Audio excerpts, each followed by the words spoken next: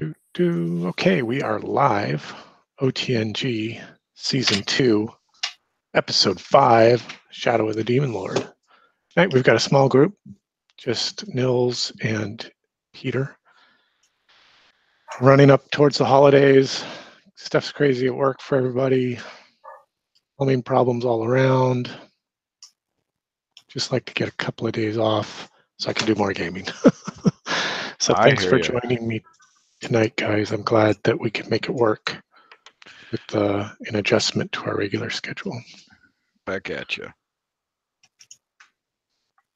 So when we last left our heroes, Nils, do you want to present, or Peter? Sure, either way. Go ahead, Peter. I've been having enough problems. I don't want to touch my computer right now. So I go to screen share, correct? On the Hangout, yeah. Yeah. And then I choose OTNG Season 2 Roll20. And start screen share now. Yeah, it looks like it's happening. Hooray, I'm helpful. We love it. When we had last left our players, when we had last left our heroes, We had gotten into a fight that hurt. you had gotten into a fight with these strange... We'd gotten into a couple of fights, hadn't you? Yeah. Well, we fought some skin thieves. You fought some skin thieves out at the cave that was north of your current position. And it had been a tough fight for the group, and there had been some grievous wounds caused, though you killed two of these skin thieves and one of them ran off into the woods.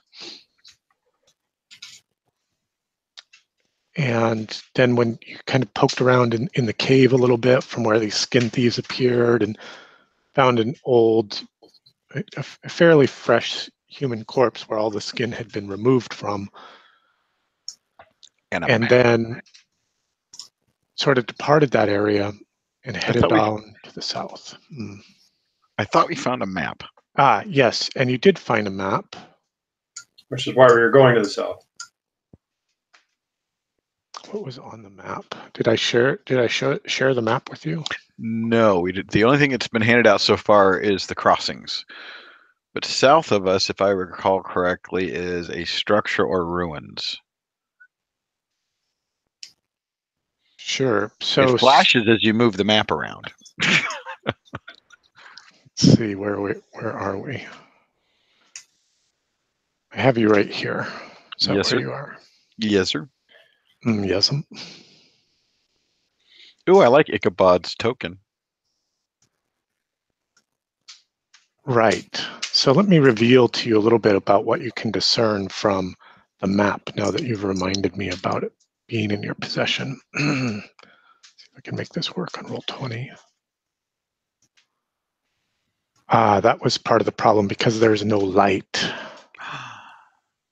And we're using the dynamic lighting. So the map sort of gives the impression of some sort of structure off to the west, which hopefully you should now be able to see. That's it. 20. There it is. As I kind of dropped in a couple of other tokens with the light source on them. Thank you for not dropping in the monster tokens. So you had headed south from the cave.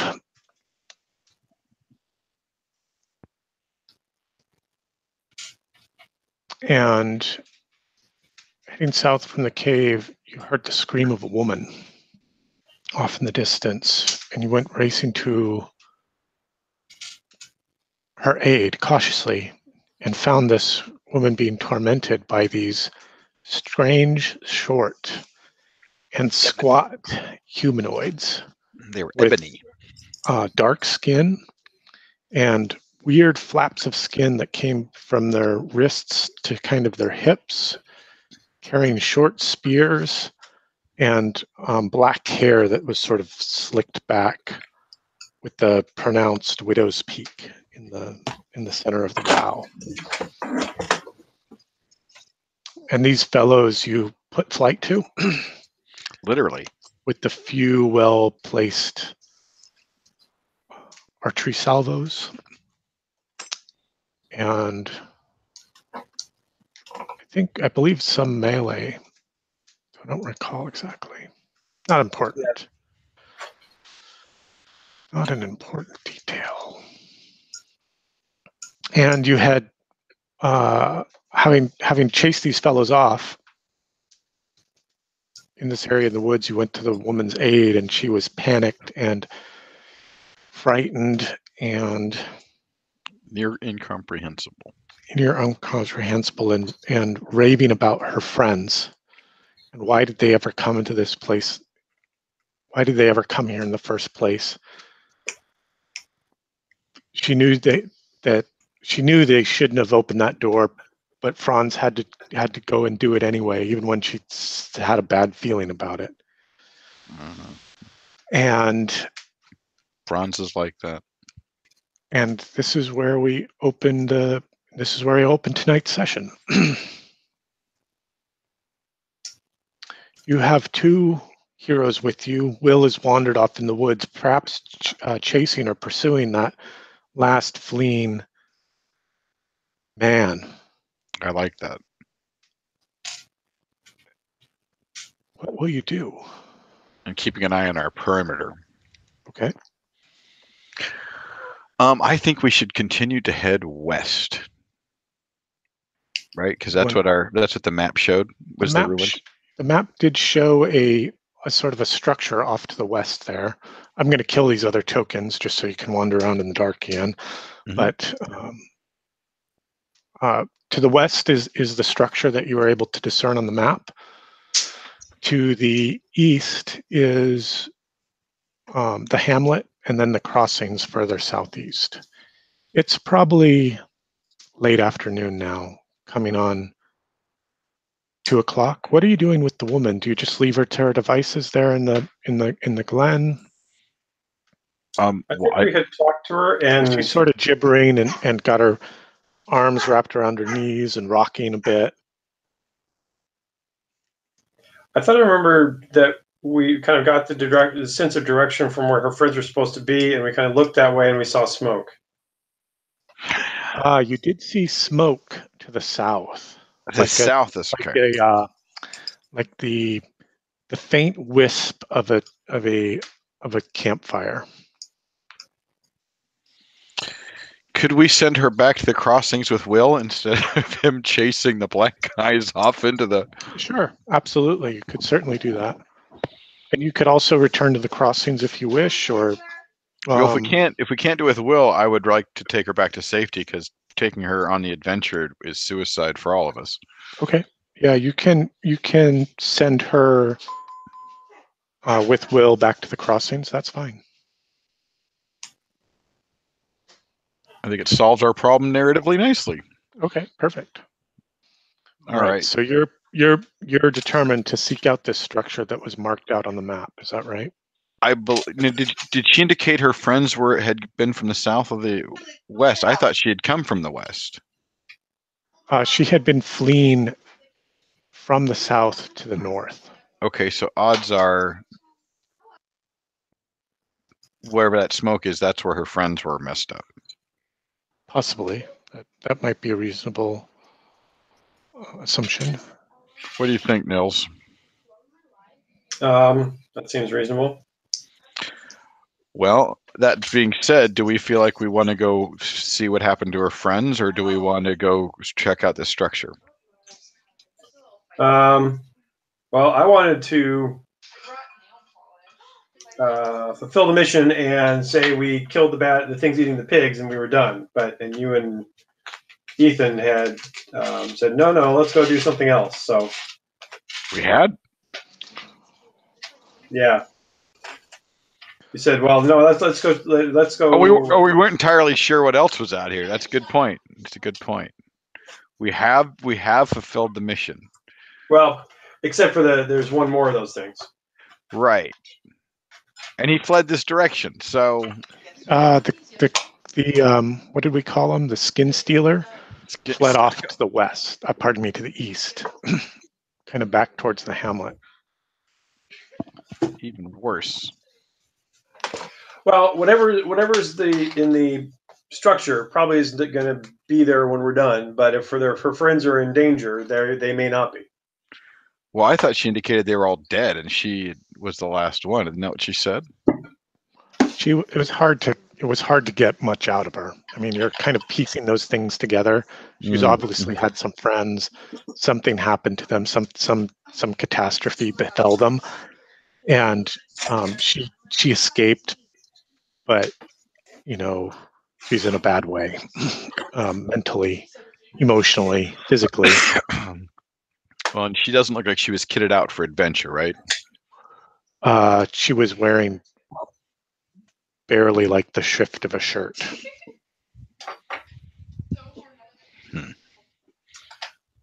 What I mean is, she and her friends didn't go into wherever they went well armed.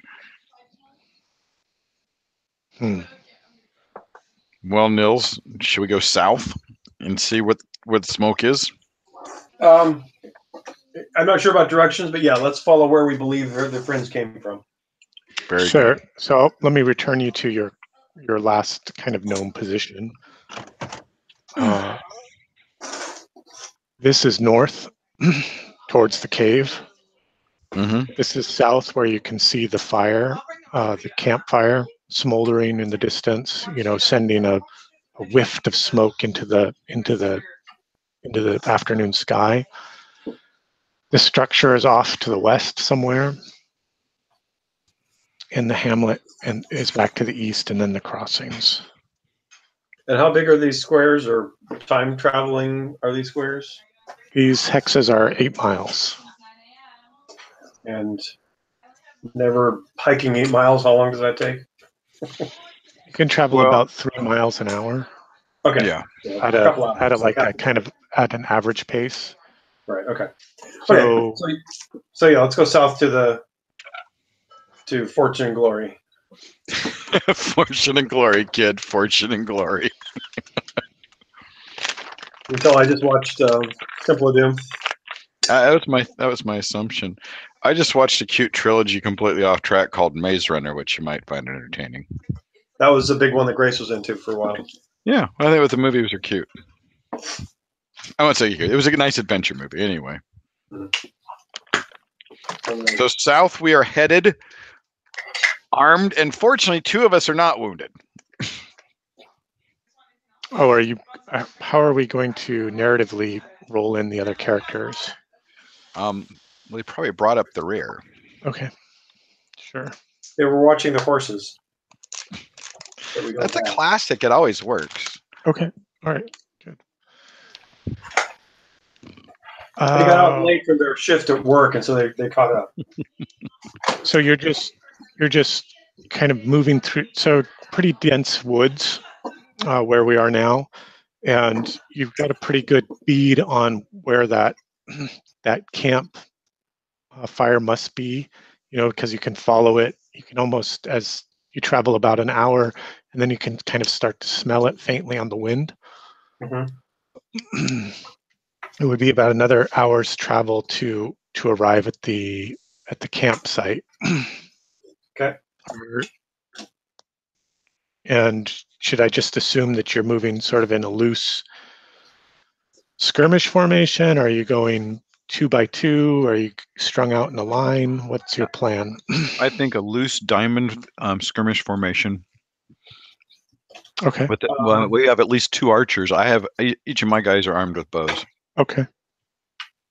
And I don't think neither of mine are. But do we have a? You've got a thiefy type, don't you, Peter? Yes. Okay. I mean that seems to be the one that would be best to be kind of scouting out. Taking point. I agree. Okay. Why don't you give me a perception challenge? Do you have any kind of woodsman skills that you might be able to pick up a boon from? Let's double check here. Both Ichabod and Opie. Okay, well, Ichabod might take lead. He has Prospector, and he has Nomad. So that might be helpful. More of a wanderer, sure. And how about Let's see what Opie's got going. Well, he was a guide, a fence, a rebel, and an outlaw. Oh, the guide is plenty. So I think yeah. Opie could, guide the group through these woods, and he could go a little bit ahead, finding the easiest way to kind of traverse this thick and heavily wooded area. Why don't you give me a perception with 1 boon?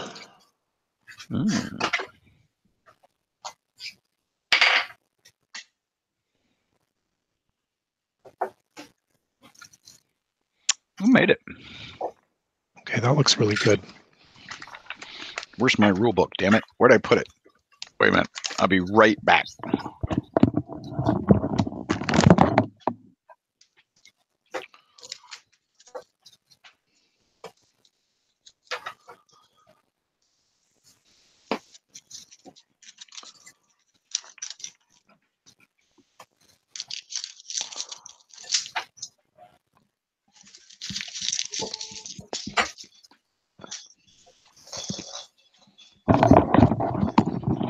Sorry, I usually have a rule book right here, but I left it in the bedroom. So. Oh, that's fine.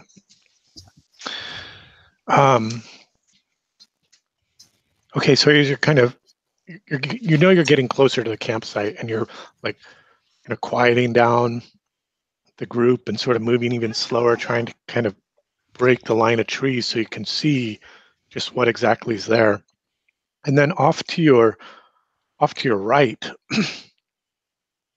maybe 40 yards away, comes bounding this big dog, or maybe it's even a wolf. It's huge, and riding on the back of it is one of those ebony humanoids. Oh crap! Kind of loping along on the back of this thing. Its hands, wrapped into 2 big tufts of the fur of this giant dog-like creature, and it takes one big leap over a fallen tree, and then disappears from its view. But then you hear all this chattering in an incomprehensible language, and then it goes quiet. So by ebony humanoids, are you talking about the ones that we just fought? Yep. Okay. Because that's the only naming that you've given them so far. I just didn't remember that they were ebony. They're dark-skinned, black-skinned. Yeah, I remember you describing them as black, but not as in African American, but as in pitch black. Yeah. Okay. Yeah. Not in the sense of an African skin tone. So again, just as a reminder, I try not to name monsters in my games, because I think that's, if you want to name them, that's your job. No, absolutely. Which I think is kind of an interesting thing, right? Well, because we don't. That's one thing that worked really well in DCC, is because we don't know what this stuff is, and we wouldn't know it. We wouldn't have a resource to look at. And if it's something we would know, you'd say that's a such and such. You've seen it before. Right. Otherwise, we're as a group going, "What the fuck was that crested furry thing?" I don't know. Well, its name now is crested furry thing. Right, or the skin stealers, right? I thought right, that exactly. Was cool. So what will you do? So I'm sorry, we saw one riding, and he jumped off and went where? I'll give you a sketch of what's happening. I think we're getting set for an ambush, is what I think is happening. So I've just moved you guys over to the sketch pad, and I'll just draw out a couple of details here to sort of help with our narrative. I do like the little turn tracker thing. I'm very pleased with that. That's worked out well.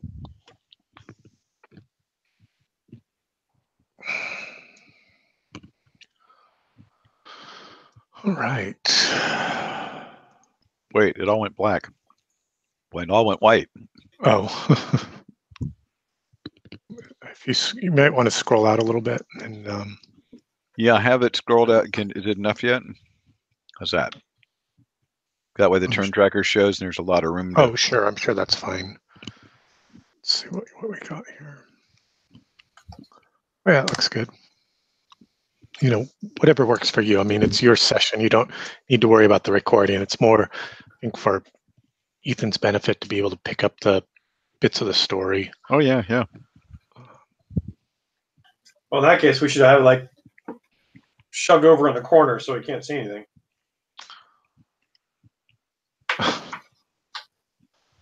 So it's all a couple of things here. This is all not going to be to scale because it's all theater of the mind, but this sketch, this drawing is just for a frame of reference. And you're in a heavily wooded area. And it's hard to see much more than, more than 10 yards, before, a stand of trees or bush or something else gets in the way. Though you can catch glimpses of things, another tree or another stand of trees further away. It's just hard to get a clear line of sight is what I'm trying to suggest. So let's say the party's about here and not Gideon, but Opie had been sort of scouting the way ahead of the group. And it was here where he glimpsed some movement off to your right of this, the big dog that has the rider on its back that comes bounding through the woods and leaps over a fallen tree and disappears into a glade or a stand of tall redwoods. Did he appear to see me? No, you were unseen. Okay, that changes everything. Well, you don't think you were seen, but when the disappear and the stand of trees is like over here.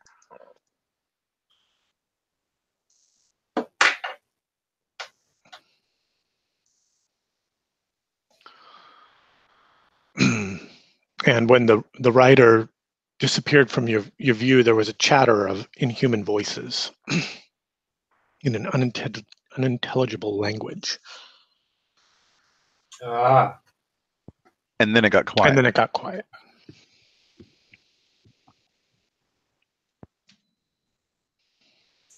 So let's not go that way. No, I if they didn't see us, then there's something else going on. I agree. I'd like to kind of skirt them if we can. That's a good point. Yeah. So what's your plan? Is to sort of continue moving in the southerly direction to try to find the camp, or are you trying to are you retreating, or what is your approach?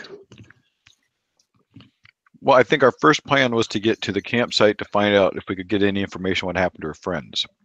Or what. So you still want to continue trying to make your way towards the camp. Okay. That's what I was thinking. What, Nils, do you for or against? I'm just a little bit worried about leaving these guys Well, that's where, yeah, and that's where I'm at. We don't know how. We know there's at least two. So I'm wondering if we should skirt them to the south and see if we can get more information about them before we go to the campfire. Because personally, I think her friends are all dead. Could be. When we heard the voices, can we get a sense of how many other things were there? I don't know. Oh, did he leave for a second? Yeah, he said, I'll be right back. Oh, I missed that. What are you painting? Well, I got some Wolsom figures here. Imagine that. I know.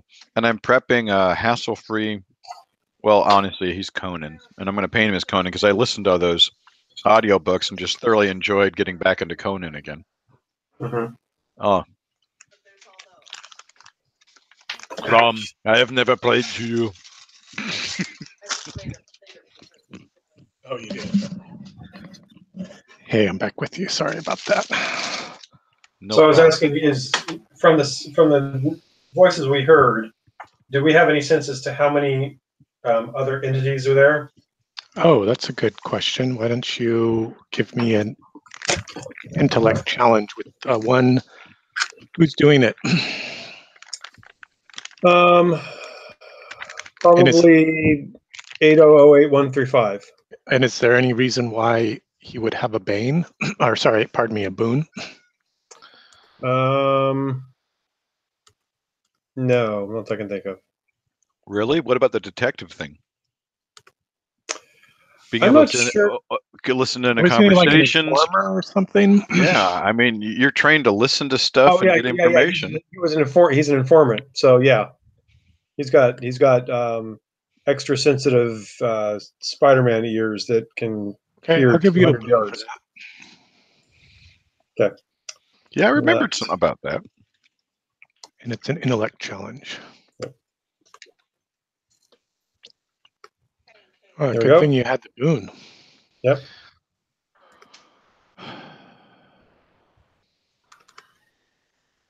So the boon There adds the total. It does, yeah. Okay, that's what it is. The highest boon, the highest value from the boon dice or the Right. bane. Right, but subtract. it's not like a hero deed where you have to get a 4, 5, or 6. No, it's just a net benefit. Very good, thank you. So we were talking. There are 2 voices. Okay. That obviously makes us feel a little better. And give me another intellect check with 2 banes. One bane, pardon me. And that means it subtracts the whole die roll. Yes. I don't like that. It's 2 banes, but I have a 1 bane bonus, so it's netting it out to the -1. Gotcha. There we go. It should be a -1. What do you get the 1 boon for? Normally on your character sheet. I'm sorry? I said roll for 2 banes, and then I said, oh, never mind, make it 1 bane, and then you said, Right. oh, but I've got an inherent 1 boon, so I was just trying to figure that out. Oh, I'm sorry. Well, I thought you said 2 boons, and therefore, because you had just given me, I'm sorry, I thought you said 2 banes. Mm-hmm. You had given me 1 boon, so if you said 2 banes, then that would net out to be a -1 or 1 bane. Right, but that was on a different check. So each check would have its own kind of challenges or things like that. Though I was also wondering if your character sheet, if you had some kind of special skill or something that gave you a boons, like in some of your combat stuff, like the warriors get an inherent boon. No, blah blah. No. Okay. But I still made it. Hurrah! So you hear other voices, similar voices off to the south. Towards where the camp is that you're moving towards, and they have that same foreign tongue about them. And any number of them that we can determine? It's hard to tell. I mean, it's further away. It's probably maybe another 100 yards or more through the woods. You can just hear those voices, and they're more. Yeah. Okay. There's not yelling or shouting or anything. They're more like conversational. Right. Okay. Crap. So in that case, should we, Peter, try to take care of these first 2 that are near us before they rejoin up with the other ones? Yep. Absolutely. Okay. So you're gonna kind of try to We're gonna try to creep work up our on way. them, or surprise, or like jump or charge them, or. Well, I'd like to creep up on them and kill them with bows, because the less noise we make, the better. But if I'd like to slit their throats if we can do that. You'd kill an unarmed man. It's only a shame he's awake. Okay. So your plan is to like ambush them or to Yes. ambush it. I think implies that they're coming to you and you're hiding, laying in wait for them. Yeah. But you're going to try to creep up on them and loose your arrows, or try to, if they totally don't notice you, then kill them quietly with blades. Quietly. All right. All And four of you. we want to approach from the south so that we can try and cut off their ability to get to friends as much as possible, or at least. Okay. Sure. So it sounds like you're kind of circling around like this. Yeah, and most important though, we want to be. And the other voices are happening down here. Right. Most important though, we need to be downwind. Oh, let's see which way the wind is blowing. because they have dogs. That can't be all bad then. Exactly. The wind is blowing due north, 12 o'clock. So we don't want So- to approach from the south. So the wind's blowing like that. Yeah, so we better approach from the north then. Okay. Shit. Okay. Well, I'd be worried about getting in between the two groups. No, that's a good point too. So it's in our favor then to do it this way. So you guys are coming around like this. I forgot I left my character sheet up. By the way, I just added Bo because I didn't add a bunch of stuff to Ichabod yet because I hadn't planned on running it. But That's fine. And remember, with your character sheets, you can just double click the top of the window, the top of the frame, and it will reduce it. right. Or you can even pop it out in another window if you prefer to run it that way. You have and the then another. landscape on your monitor. Well, and in another window, it wouldn't be recording. True. I'm just trying to keep it out of the way of someone who's watching or is looking for Oh, information. gotcha. A good dog.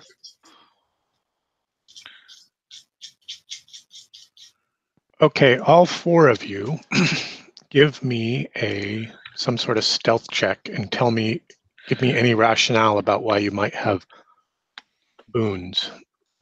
Okay, I don't need to explain Opie. No, because that's a given. He gets one boon automatically, but the rest of you, I just need to see what this character sheet looks like. How do we move it? Oh, that little.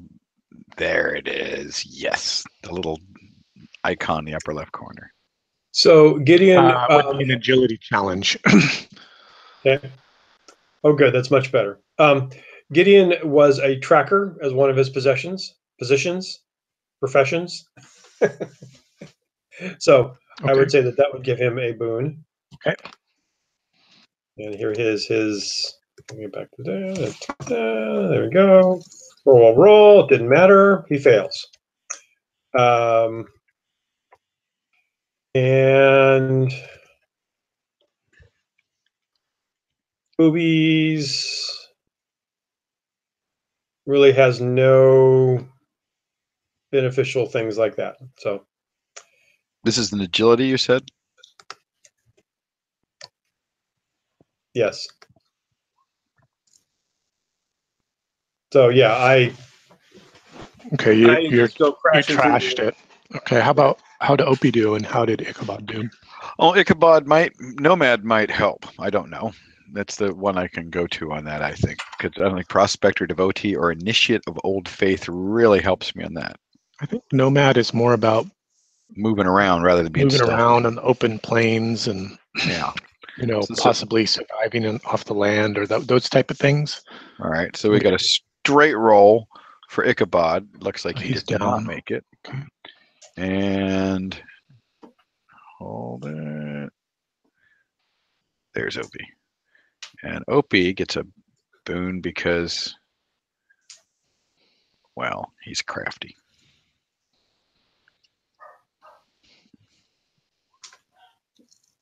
Oh, yeah. Yeah, Opie's fine.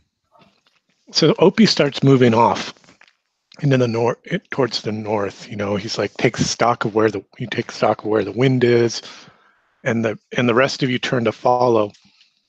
But why don't you show us how you blow your ability to move stealthily through these woods? So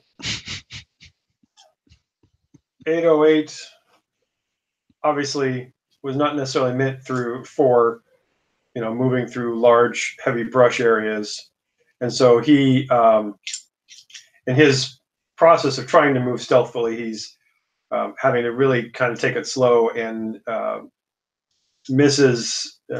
catches his foot on a log, which sends him forward and collapses on top of Gideon. Oh, he slips away. He's trying to climb over one of these fallen trees and tumbles down onto Gideon. Okay. Oh! Yeah, and so Ichabod loses it. And this happens right about here. So we've lost Opie, who's gotten to be right about here. So all three of us failed, not so much making noise, but We lost Opie. Okay. And right at that time when Ichabod's realizing that he doesn't have a line of sight on Opie any longer, you hear this snorting and snuffling, like, and this big snout like pokes over like one of these from behind one of these trees, and then this big wolf head just turns the corner and snarls. Well, good thing I have my bow out. Let me check. I need to pull up Not to mention my machine gun. a reaction table.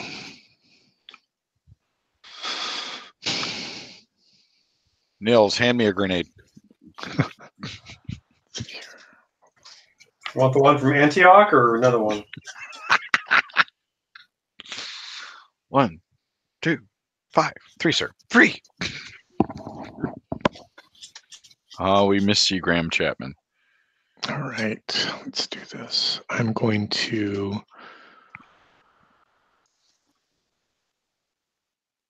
do all my rolls in the open.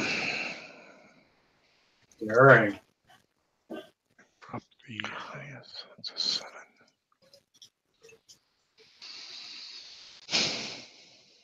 Oh, I should have brought some biscuits. Yeah, and there's just this low growl coming from this. This. I don't think he likes us. Where's Gibbon his bread rolls when you need them? Oh, no kidding. Is All it right, what fancy will or you just do? standing there growling? Yeah. It's just standing there growling? Yep. I've got a bead on it, and as soon as I see anybody that isn't a wolf, I'm shooting them. Okay. Well, let's go ahead and grab your tokens and put them out for initiative. You will have to add Ichabod because he wasn't there last week. You guess what? You can do it yourself because you go to your character sheet, click and drag the name onto the map, and that will spawn the token.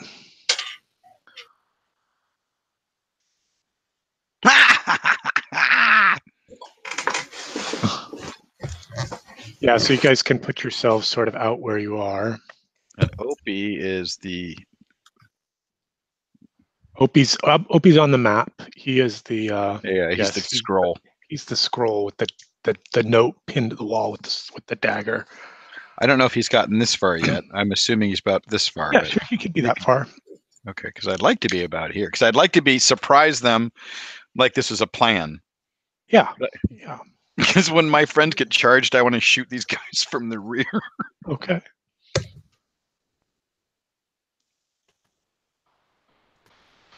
So are we needing to have tokens, two tokens, one on the turn track and one on the board? One on the map. Yeah, you should be able to copy and paste them. If you can't, I will. So that would be a slow action if I'm on Overwatch? It's up to you. If you want to take a snapshot, if you want to act before the creature has any chance to, then you would be fast.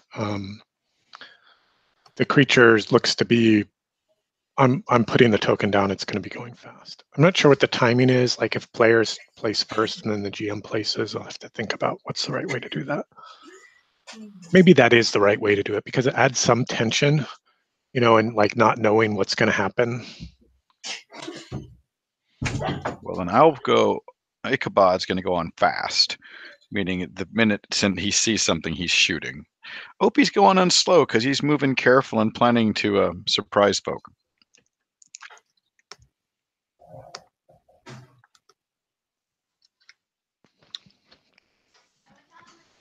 All right.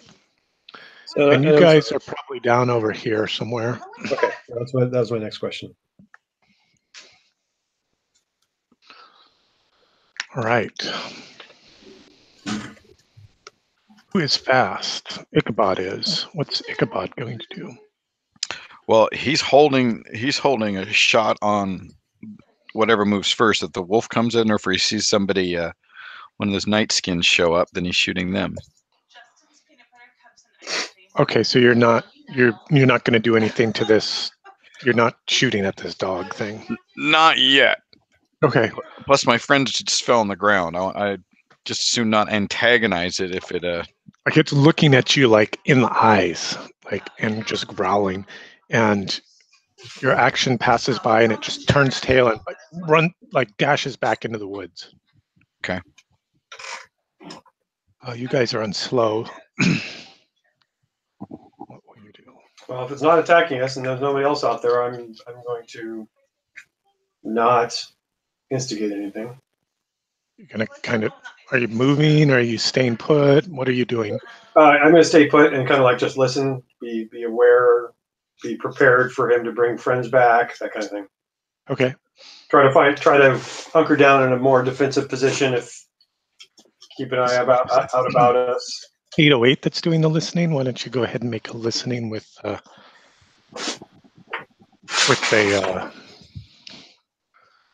A boom. actually you don't even need to make a check. You hear like a sharp bark and a yap. Mm-hmm.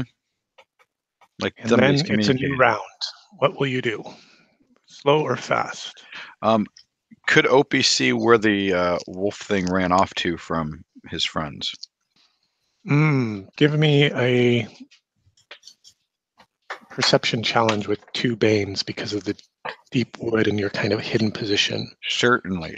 This is perception, which is intellect. How do I? Oh, I just put a minus if it's a boon.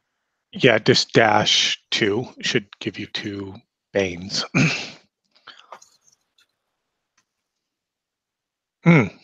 So yeah, I no, didn't you don't shit. see him. Yeah. I was aware something was there, but I couldn't see where it went or anything.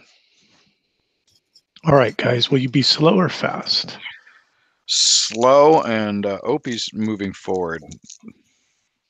Slow, just to be able to react. Everybody's going slow. Yeah, so he can move and fight, or move and shoot, or shoot and move, or whatever. Okay, so you guys are moving, like, I guess, kind of closing in on that area where you saw the big dog thing run off into the brush. That's such a And smart then idea. charging out of there are two of these giant dogs, and on Wolf their Riders? backs are the each of them has one of the riders on their back, and they're moving fast through the woods, like just super sure-footed and like bounding and leaping, and they're really running fast, and they come charging out at your position over here. So let's see who they go for. There's 3 of you.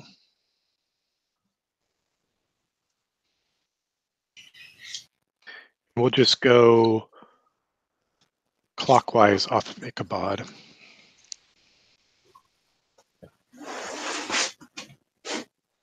Ooh, they both run at 808 because he's clearly the biggest threat, the big mechanical beast in the woods. Right. Or the easiest target being the big mechanical beast in the woods. Right. And kind of bounding and snapping at you, and spears are being thrust down from the riders atop them. So let's see what the stat block is on these guys.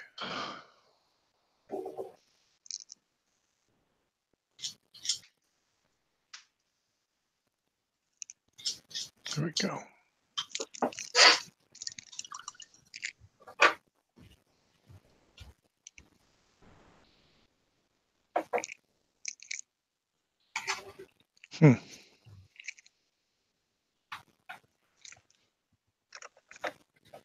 Is that a good or a bad? That's a sullen.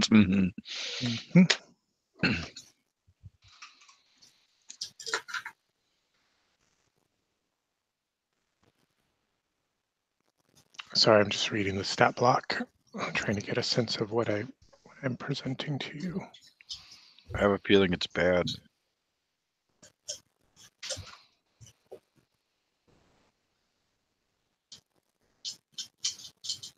They're Amway salesmen.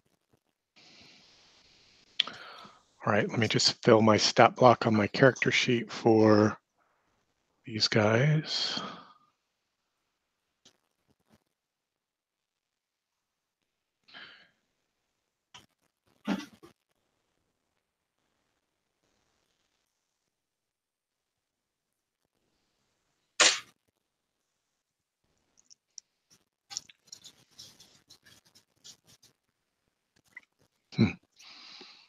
Interesting.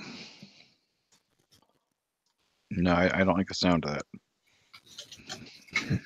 Interesting is never friendly.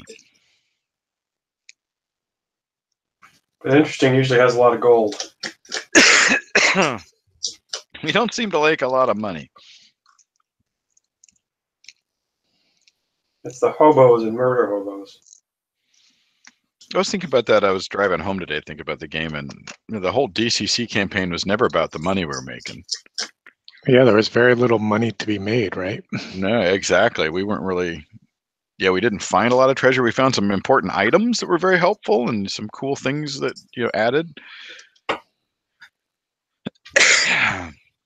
We So almost just starved as to death on one adventure. As a GM's note, what I'm doing is I'm updating the character sheet with the attack line, and because I have two different creatures with two different modifiers to their strength, one's stronger than the other. Mm-hmm. I'm just treating one of the modifiers as agility, and the other as strength, so that I can then just adjust those modifiers for that character sheet appropriately. That's If that handy. makes sense. Yes, it does.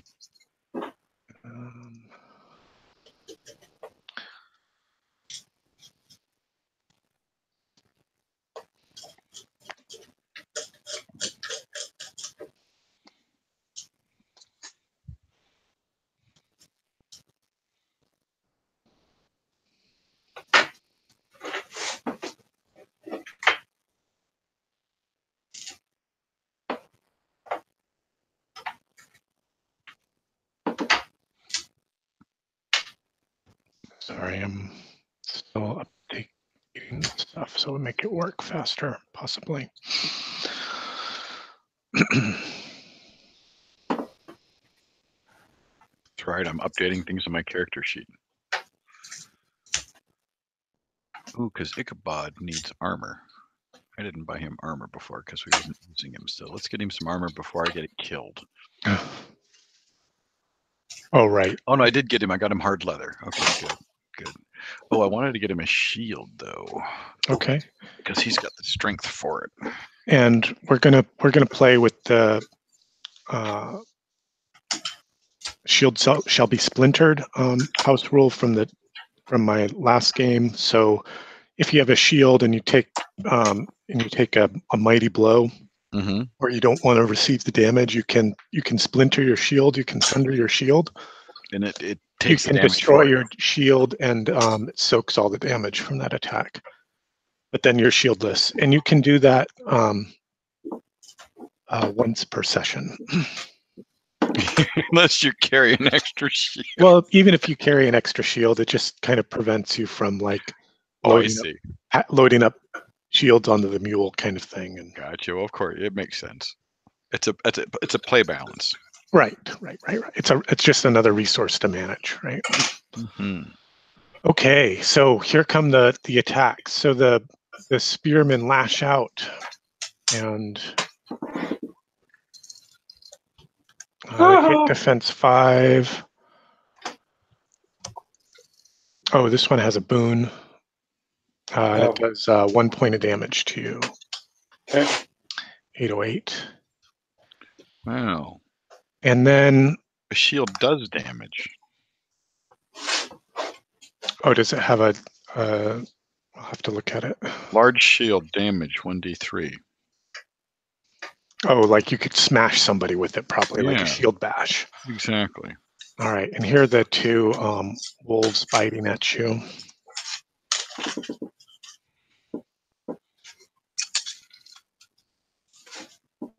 Oh, I gave him a boon that I shouldn't have.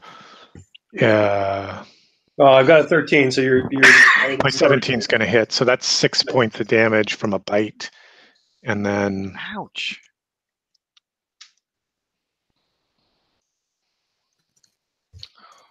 I'll look. Oh, why am I rolling a boon?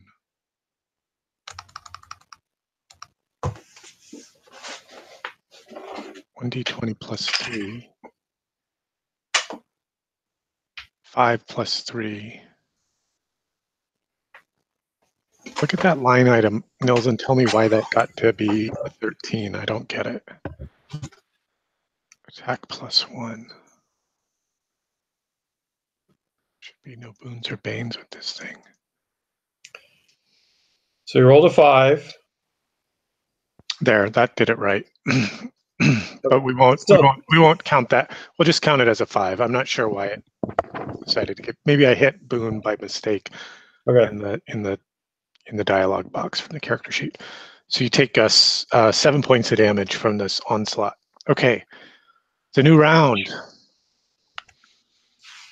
Really? Fast Well, or slow. No, actually, they went fast, so now it's the slow. They went slow. They moved and then fought. Oh, so we didn't get a move because they moved after we would have had a They move. moved after you guys did. We So didn't you guys see were them. sort of like creeping up on the position, and then they burst out of the woods onto you. Well, Opie would have at least gotten to move a little further forward, I would think. Sure. Because he's not, yeah, they haven't seen him yet. That's true. Can I make a roll to see if I can see exactly what's going on, or is it pretty obvious? You with all the can, noise? yeah. I mean, the noise. I mean, you catch flashes of it, and you can see your companions like startled and drawing weapons, and these two big dogs that are like the size of a Ponies. couch. Yeah, the couch. That's a big wolf. My couch back here, they're as big as my couch. Okay, well, I'm going to continue to try to move up behind them where they can't see me as Ichabod draws his sword and shield and comes in to protect his friend. Great. Do you want to be moving fast or slow? Ichabod is moving fast. Okay. Opie is moving slow because he wants to maintain the stealth and get a good back shot in. And if one of them makes a break, he wants to get a shot. Okay. So I don't know how close I can get to them. My hope would be to be about here, but I don't know if I can get that close. Sure. This is not to scale. It's all kind of representational anyway. Right. But let's put you back over here until you get that chance to move. Very good. Because you'll be going slow. How about you, 808 and Gideon? Fast or slow?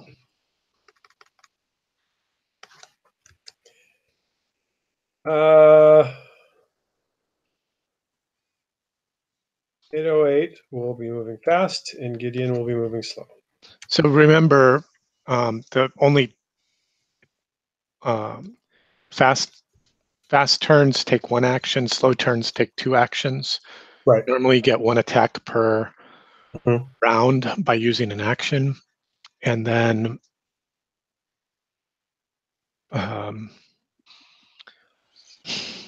we are close enough though to charge into combat as our action, correct? Yes, you can melee from your current position. They're like in amongst you. That's what I thought. That's what I thought. That's why I took a fast action rather than okay. Yeah. And all the fasts go before the slows, and all the heroes go before the monster in any given phase. Because that's just the way we roll. That's just because you're heroes. You always win initiative, but maybe that's a bad thing. Yeah, it screwed us last time, but we'll make up for it. All right. Well, Nils, do you want to get 808 first, and I'll follow up, or you want me to hit this guy close and then you follow up? I'm actually catching my breath. Are you hurting? Yeah, I've got 6 health points left out of 20. Ouch! I had 7 to begin with from the last fight. So. Oh yeah, you had taken some damage in the last. So I'm using my 1 action to catch my breath and use. And are you doing that fast? Yes, so that I can get it in before they attack me again. Okay. Good. Oh, good idea. Okay. Well. Ooh. And what's Gideon doing? Slow or fast? It looks like he's going slow. Okay. Can I do this? You want to try to protect I want to yourself? interject myself between boobies and the wolves. Why don't you give me an agility check with a bane? An agility challenge with the bane.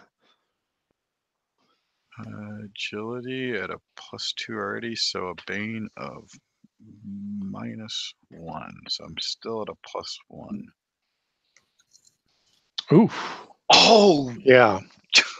So why don't you show us what happens there?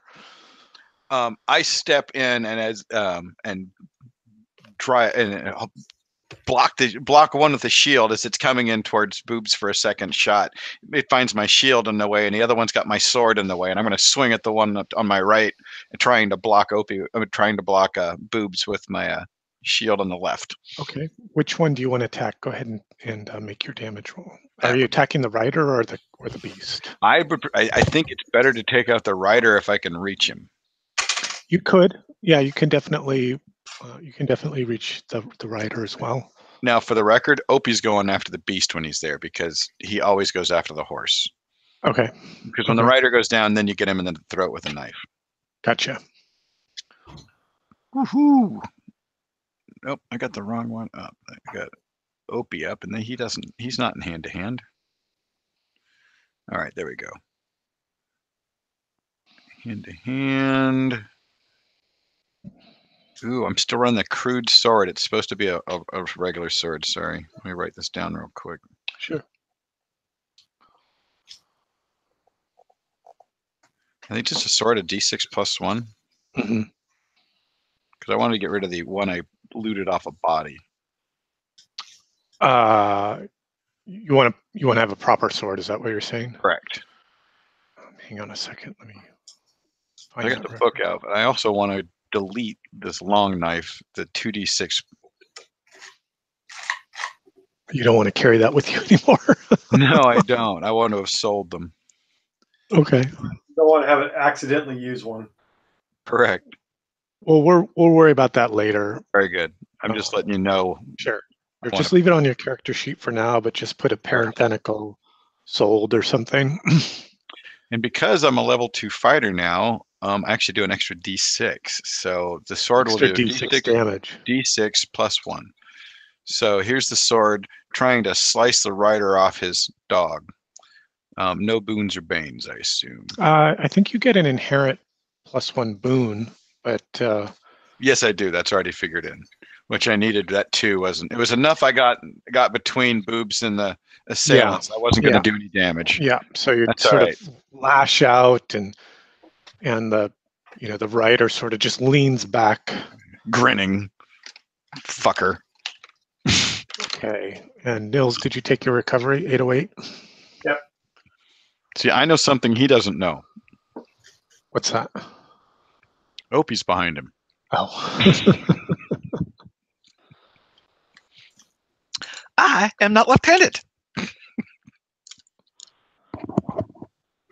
All right.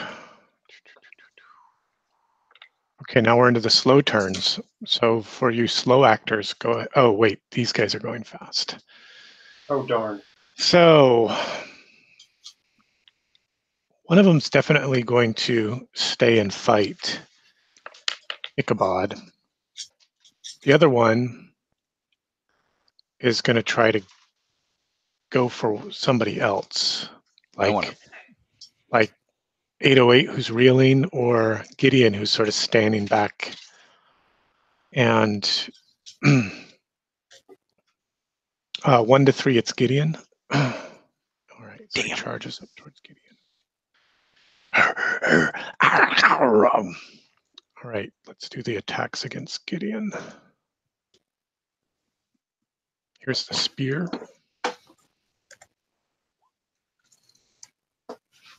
That looks like it's going to hit for 1 point of damage. And then the gnashing of teeth. There was much gnashing of teeth. Hits, what the hell? Oh, that's the strength mod. Hits defense 15 for 1 point of damage. Wow. Whew. Solid hits, but the solid rolls, but glancing hits. Yes, exactly. All right. You slow actors. Oh, you're going to like this. All right, I am. Okay, Gideon, what are you going to do? I'm sorry, you're talking to me? Oh, Gideon, I'm sorry. I think you said get him. Okay, so, I don't know. What are you going to do? My plan is to come up behind and get this wolf thing right in the gut, so the wolf and rider go down. Right. Okay. So I'm going to. I'm going to cast a spell and attack as my 2 slow actions. And the spell I cast gives me a weapon with a triggered action, which is a free attack. Oh, cool! So Okay, does it say what the trigger is? Let me look it up. I was just looking at that. It says it's called God Hammer. Okay. A glowing appears for the duration. You can use a triggered action on your turn to move the hammer up to 10 yards and attack one creature within 1 yard of it. And it's done on a will save. But then the triggered actions, it says, are basically a free action that you can use once per combat round, I guess. Once per round. Yeah. And a round is the fast and the slow, so you could decide when to use it, and you would take one action with it, which sounds like either moving it or smashing something with it. Is that right? Glowing golden hammer appears at the target and hovers there. For the duration, you can use a triggered action on your turn to move the hammer up to 10 yards and attack one creature. And okay, so yeah. It's a move. So the triggered action is like kind of like a charge with it. Yeah, right. And how long does it last? A minute. 1 minute. Yep. So these rounds are 10 seconds. So it'll last 6 turns. Yep. Yeah, that's a long time in combat. So I forget Opie has spells. So I don't remember. Is there a success check for casting a spell? No, you just have to consume one of your casting slots to do it. Got it. Okay. So let me get back to him, and I will mark that down. And yeah, if you're familiar with the character sheet, the spell section is pretty nice. You know, it has little counters for tracking your castings, and you can reset them all with a single click, and it's pretty cool. Oh, okay, I didn't notice the restore castings. Okay, so I cast my spell. It's a will check with a boon against the target's defense. Against the target's defense, a will check. Yep. Oh, here it is. Will, which means that Ethan's character will do really well at this, because he's named Will. So that's the attack. What's the 16 was the final number. Oh. And I'm 16. Sorry, I was going against the rider of whoever is attacking me. Oh, you're going against the rider, trying to knock him off. Yeah. All right. I like it. You're hitting him high. I'm hitting him low. Their defense is 14. So that sounds like a hit, doesn't it? Yep. So it does 2d6. Right. Go ahead and roll your damage. There's my 5 points of damage. And then I will do a normal attack with my longsword. Against the same rider? Yes. Okay. I'm going to say that this spell has concentration. So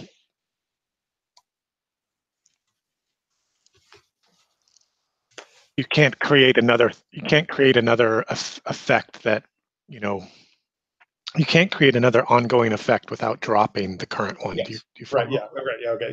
Yeah. That makes sense. So here's my longsword attack. Pew pew. For 4 damage. Dude. So a total of 9. Okay. I thought I was helping you out. You don't need any help. They have 10 health. So he smashed by the hammer and skewered, a vicious thrust from the longsword, and he's reeling back in the on the blanket that kind of approximates a saddle on this thing. And he's just reeling. Nicely done. Maybe he'll break his neck if he falls off his wolf. Yeah, so I swung my sword one direction from the right, and the hammer came in from the left and kind of just crunched in the middle. Yeah, brunch.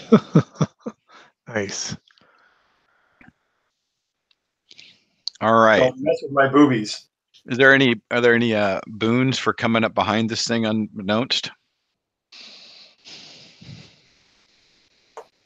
Give me a stealth check with a bane, an agility check with the bane. See if you can creep up on them without them knowing. Are you gonna? And you're gonna try to melee the beast, right? Correct. And I'm not casting a spell because I figured moving and attacking are 2 actions. Right. Oh, that's not good. At least it wasn't on my attack. I'm sorry, I'm in another window. What did you roll? It looked like a -2. Oh, -2. How'd you get to -2? Oh, because of the bane. 1d20 plus 2 minus 1d6. I rolled a 1. Oh, you rolled a 1. Yeah, and then your bane was.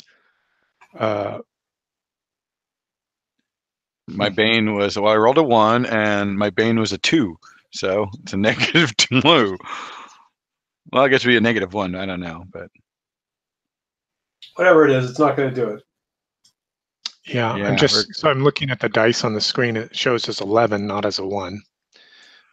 So this is probably just something to do with the. I prefer to think of it as an 11, even though it wasn't. I see. That's weird. I see a 1. I saw one.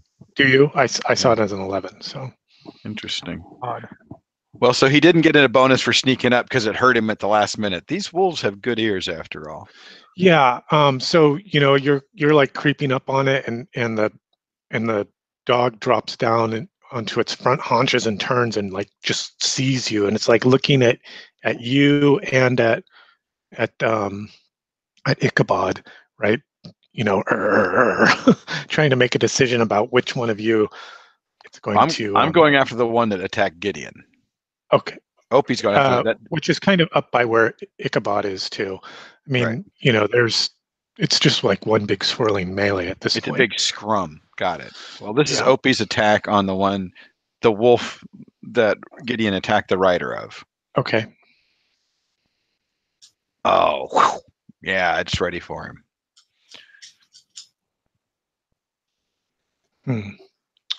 Did I miss my fast with Ichabod, or did he miss his roll completely? I think he missed. He missed. There it is. He missed. Yes, because I just entered sword. Right. I think he rolled pretty low. Yes, he did. Isn't that right? Not as low as Opie's 1, but hey, you got to start somewhere.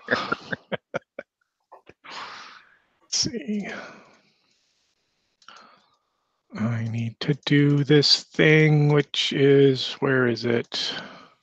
Sorry, I'm GM multitasking back here. And you have multi-screens open. I have a couple of windows, but you don't have the iPad up with your rules on it now? I do, but it's in a window in the PC. Didn't try to futz around with that. You can do that.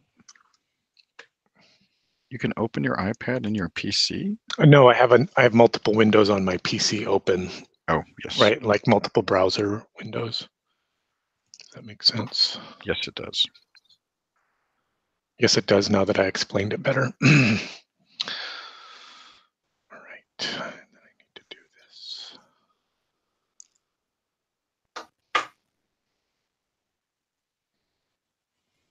Peter and I voted and said, no, you don't get to do that. Oh, you don't want me to do it? Wait, you don't want to? No. You want me to put the hammer down? No, hammer down. That's one of the best lines of that movie. What was that? Hammer down. No, you really don't want him to do that.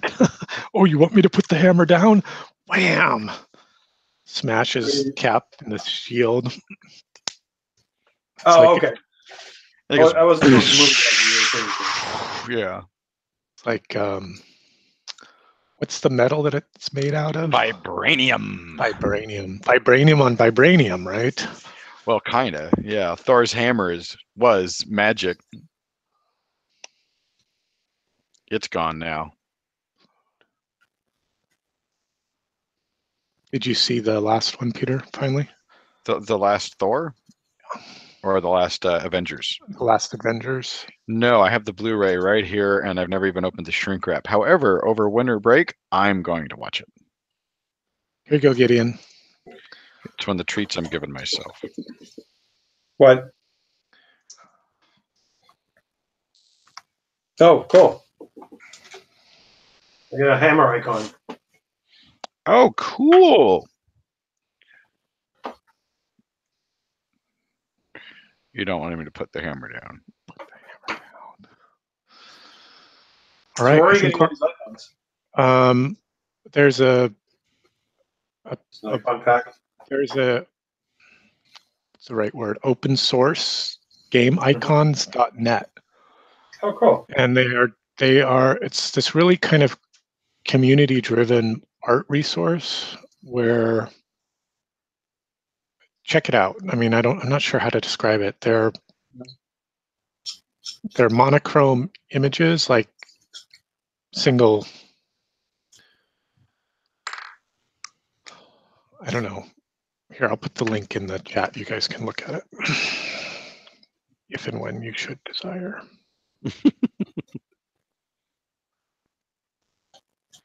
That was a very Scooby laugh. I like it. Bro. Alrighty. Will you guys move fast or slow on this new round where the Fucking fast!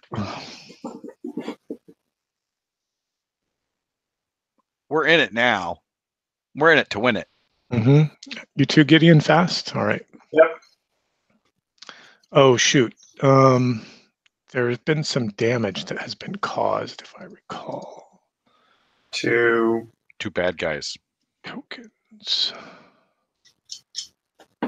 I did 9 points on mine. Did you do any, Peter? No, both of my guys missed.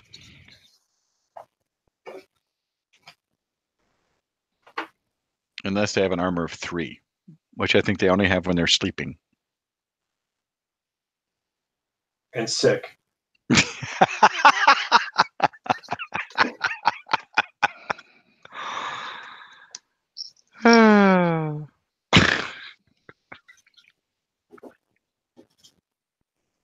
These little claws are the riders. I'm just putting them off to the side here, if only to be able to sort of track some of their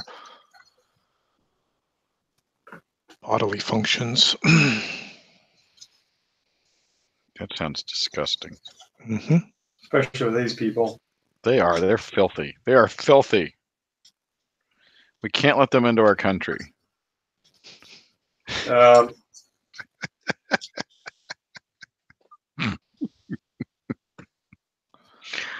Wait, what happened? Oh, there he is.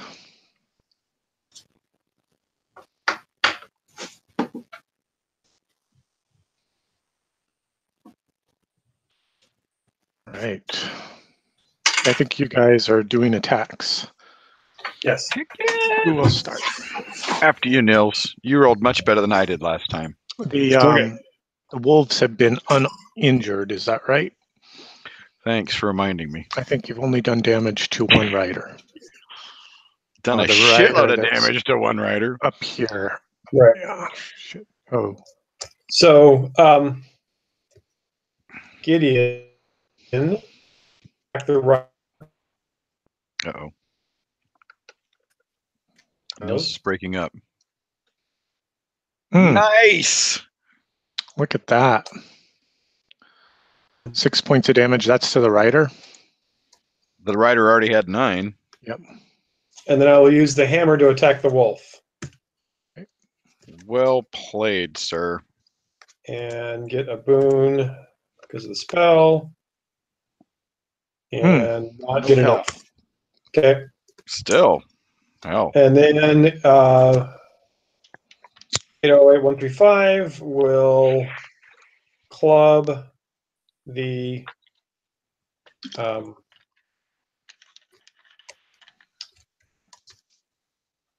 one that he's facing off. The wolf or the rider? The rider. Oh yeah. 9 points of 18. damage. Jeez. Boom. These warriors are tough. Well, when they hit. How did I do that?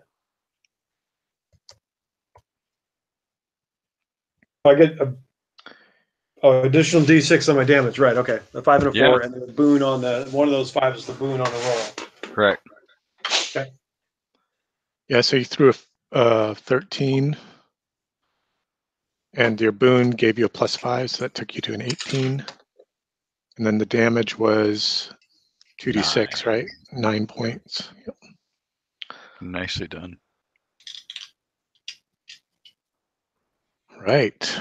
So Gideon just ended the rider he was fighting, correct? He did. Yeah, the rider's down. There's one of the wolf is there, like snapping at the two of you. Right. So that's who Opie has to fight. Right. All right. Hey, Oh. I'm using my finesse and my saber, I'll have you know. Okay. What does that do? And I hit finesse means I can use my agility instead of strength. In Okay, melee. Yeah, it's a Yeah. rogue skill. Well, you could use either, right? Right, whichever's better, I would right, assume. Right. Yeah. Right. So I did Which is hit. kind of interesting because Oh yeah, I didn't roll my damage. Is that the damage you're rolling for me? no, I'm doing something else on my turn.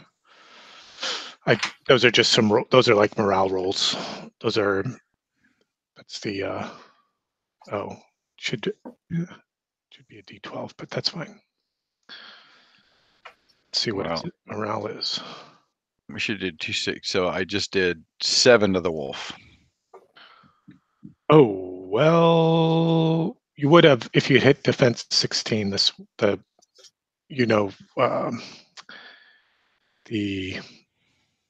fur is tough. Oh, I see. The 14 Skin didn't. is thick. You didn't quite hit. Gotcha. Okay. Sorry, Well, I was distracted by my BMness. I thought a 4. Yeah. Okay. Then Ichabod. The other rider is hurting bad, but still up. Yeah, hurting bad, but still up. Okay. Well, I'm going to try to take his head off. Okay. And just my built-in boon. So that's a total of 12. It's not going to do it. Doesn't look like you rolled a boon with that. Yeah, I don't I see 0 boons. Let me check your character sheet to see what's going on. It should have an inherent one when I roll. Oh crap! I know what I did wrong here. I actually rolled. Yeah, here. Let me do it right. That's also why I didn't roll damage for. There we go. Is that better? Yeah, it's still not going to be a hit, but it's the right roll.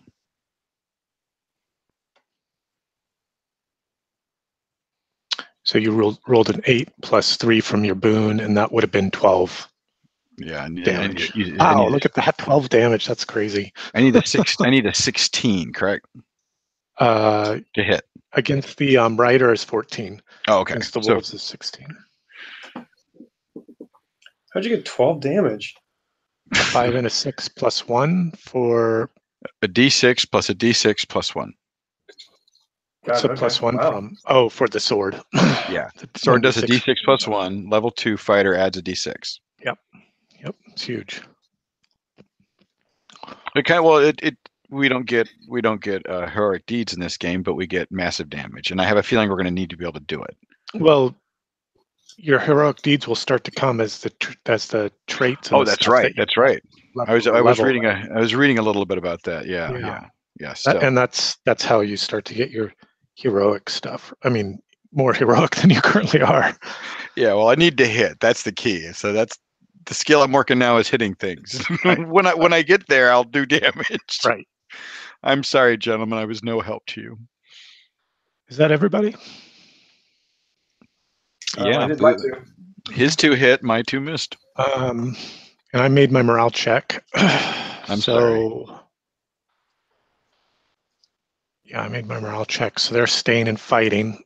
You know, the one that's on the back of the creature there, 1 to 3 it attacks Ichabod. Yeah. And then the hound, 1 to 3, same. So these are both against Ichabod. Nice. I'll take it. I deserve it. I haven't been able to hit shit. Besides, maybe it'll wake me up. And I got a defense of 24, baby. 24? 24! How'd you get 24? I don't look at your goddamn character sheet. Hard leather, agility +2. Oh, I see. I would edit wrong. Sorry, because I did large shield, agility +2. It should just be +2, not an. It should be nothing. Shouldn't have agility. So I'm a 14. It should be your agility modifier.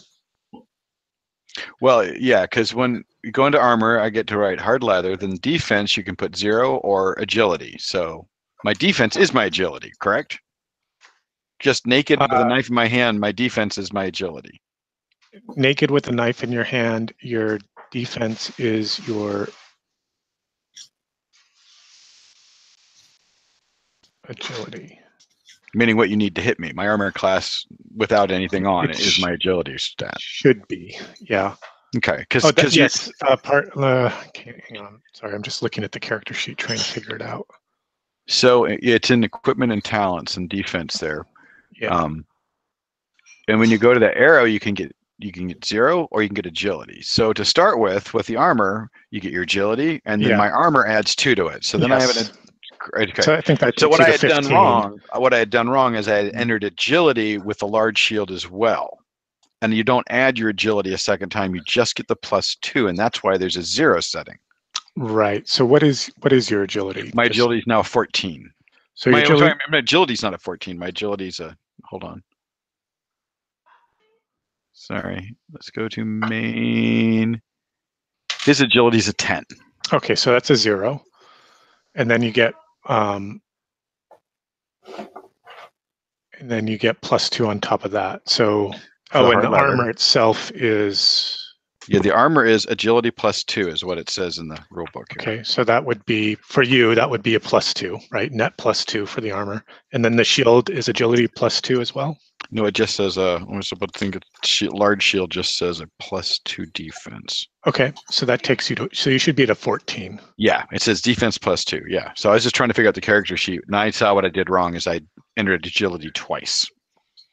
Gotcha. Which I liked, but I can't do that. Well, but I think the key thing to understand is that your agility modifier is 0 right now with an agility of 10, right? Every increment over 10 will give you +1. So if you were agility 13, for example, you would get a +3 modifier off that agility thing, right? Right. Gotcha. Okay. But the armor is your base agility +2 points. Correct. And that's because it's lighter armor and you can move in it. Yeah, I think the heavier armors give you maybe more of a defense bonus, but you don't get agility in that case. I think you are correct. I think that's the way it works. It's a little complicated, but whatever. Yes, the heavy armor there is no agility pluses. Is pretty much all on the player's side. In terms of managing the character, tracking your enhancements, all of that stuff. And then dealing with all your little tricks and powers. Well, yeah, it makes sense because if you have, Opie wearing hard leather, he's got a high agility, and then you're going to add 2 for the leather, and that means that he can parry and dodge well, and that's where it balances. Right. So what's Opie's agility, for example? Oh, Opie's got he's got a 12. So that would be +2. So that's why he's at a 4. That's why he's at a 14. That's why he's at a 14 with hard. Oh no, he's at a 13 because I have soft leather. I couldn't afford the hard. I don't have the strength for it yet.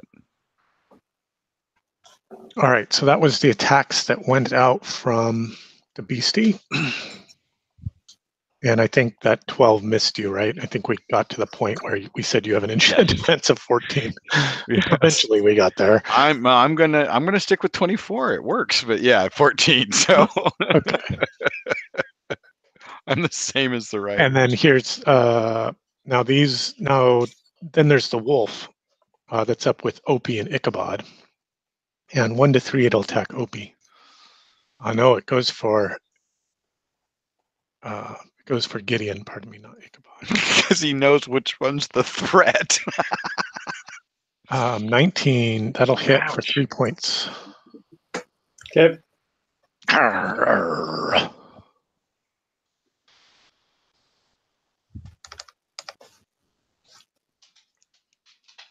All right. New round, I believe. Yes. Are you guys all staying fast? Yep. Damn straight. Looks like we are too. Go ahead and take your actions. You have to use Nels. Okay, so ooh. Ooh. Ooh. Ooh, more of an So they, I'm looking at some skills. They talk about short range. What is any clues to what is defined as short range? There. Yeah, I think. Hang on a second. I'm assuming Find. it's not a.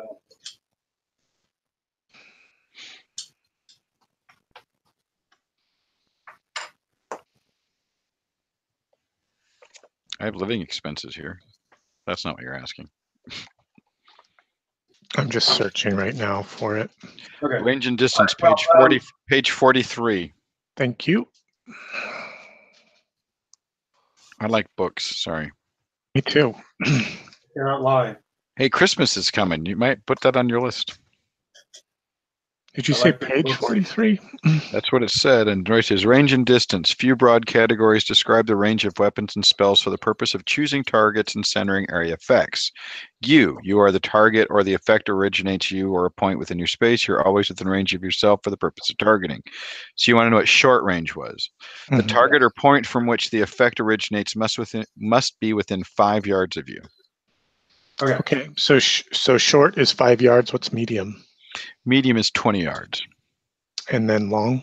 100. Extreme is 500 yards. In sight, you must be able to see the target at the point from which the effect originates. And there's also reach. The target of the point from which the effect originates must be within your reach, and you must be able to touch it. Oh, right. That would be like kind of like a touch. Okay. Right. Right. Okay. So, yes, I am going to focus my Gideon attacks on the wolf. I sort it and don't do enough. I do my I don't know that's what I want. My will attack. The one boon with the God Hammer and almost got a trap. Yeah, I saw the 20 and got excited. Yeah. And then the so is the writer on the one that 808, is he dead now or is he still alive? No, he's got a sliver of health left. Yeah, he's like clinging to life there, like kind of fending you off with his spear as best he can. And missing there too. So Okay. I've now moved into Peter's round. I'm so sorry. I'm so sorry. Well, Ichabod's going to try and hit the rider as well. Got to finish this guy off if we can. There we go. Oh, and that's all special warrior damage, right? Yeah. When you roll over. That's right. This is against the rider? Yeah. Okay. So it doesn't really matter. What's what you're saying? Cool. So show us what happens. Oh, because show us how you strike down your foe. Okay, hold on, because this might be really. I might get something especially. Oh, he only had 1 point left, so it would do another d6 damage. Right when you roll. Oh, I forgot what it says in your character. Yeah, when the total of your attack roll is 20 or higher and exceeds the target number by at least 5, the attack deals an extra d6 damage. Right, which it did, but I was just trying to remember the mechanic, right? Yeah. He rears up, and as he pulls up to swing down with his blade, I catch him underneath and just cut him, just a quarter of him right off, just under the arm, straight up to the neck, just neck, one shoulder, and arm right off. And the shield and the hand like gripping the spear just drops lifelessly into the loam. Oh, nice addition. Very nice. Thank you, Ichabod. We needed that. All right. I was hoping he'd get an extra action. So that's going to be Opie's opportunity to get an extra action. He has to roll really well, seems to me. Oh, you keep forgetting that extra action. I forget I get a boon, and the attack gets a +1 for your trickery or something, right? Yeah, trickery. I get an extra D6 once per round, and +1 boon once per round. That's for every round. And if his attack roll, they haven't been anywhere close, is 20 or higher and exceeds the target number by at least 5, you can take another turn at any point before the end of the round. That's right. That's his little clever exploit opportunity. Yeah. So if I roll really well, we get to do cool things. But right now, I still have to hit. Right. Fucker. Let's see if you do. Come on. Here we go. Saber strike. With neither boons nor banes. Oh, I forgot to add the boon. Damn it, wouldn't have mattered. Well, it might have taken me over. Let me add my D6 here. Nope. No. These wolves have a defensive 16. Yeah, poor Opie. He's just not having a good night.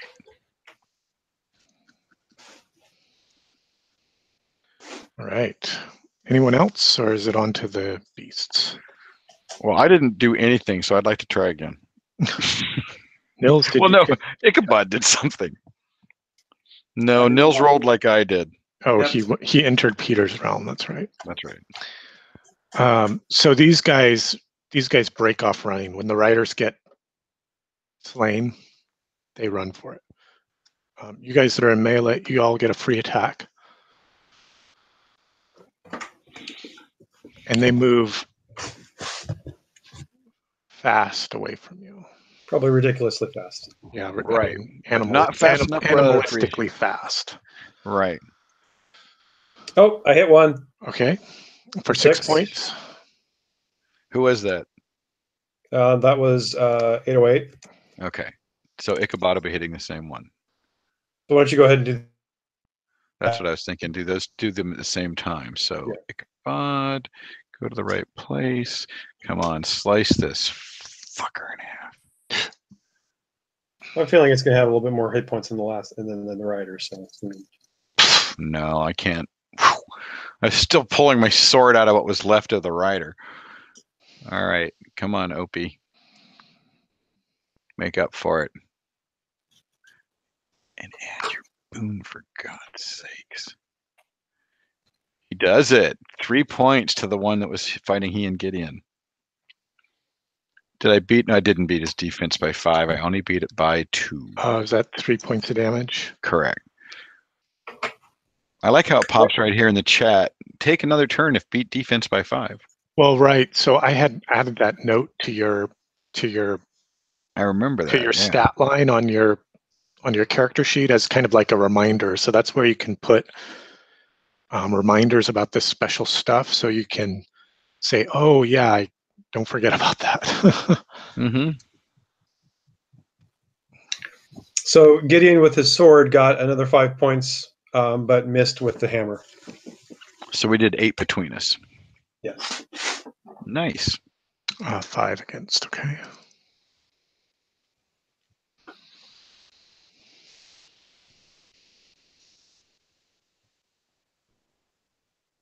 So as these guys turn to like run, and you're lashing out at them. I think the two of you up, who all hit against the wolves? Opie and 808. And Gideon. Opie, 808, and Gideon. Gideon hit with the sword, not the hammer. Yes. Okay, so let's see, Opie.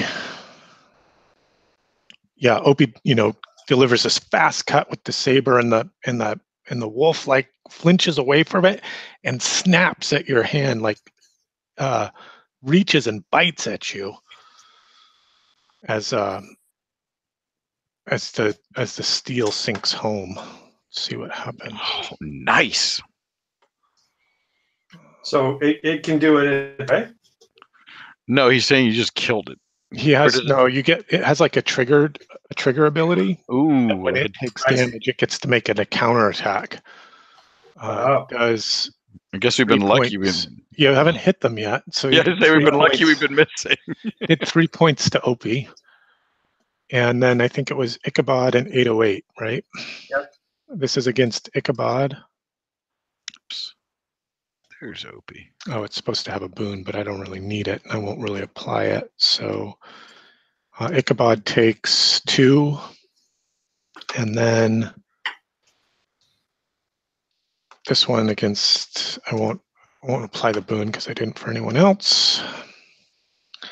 That one misses 808. Would have missed him with the boon as well, I'm sure. So Ichabod took 2. Mm-hmm. Okay. Let's fix this because it's not. We should be at 11.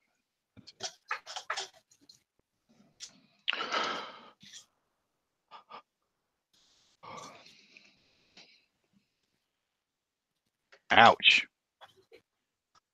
I think Gideon, did you get hit? No, don't. Oh yeah, Ichabod and sorry. No, I mean in the combat. I took a little damage. Opie's in bad shape. Opie took 3. Gideon took 2. The bite, right? Yeah. Okay. Opie took 3. Gideon took 2, and the one against 808 missed. I think that's the way it worked. Yeah, I don't know if we're in any shape to take on another 2 or 3 of these riders. What do you think? Yeah. Well, first of all, who is worse off? So let's stop. Let's go into another. Are you guys stopping and catching your breath as you watch these guys run away? Or are you going to try to chase them? Or well, we can't catch them. Okay. All right. Great. Yeah. I was just want to make sure I wasn't. You could certainly run after them, but you don't. No, we're checking the bodies for anything important. Oh, right. Mm-hmm. So Gideon has a special ability to help heal people. So who is the worst off at this point if we're taking it? Well, Opie has 5 points left out of 16. Okay. And Ichabod? Ichabod has taken 2 out of, he's doing much better. He's only taken 2 and he's fresh. Right. So Gideon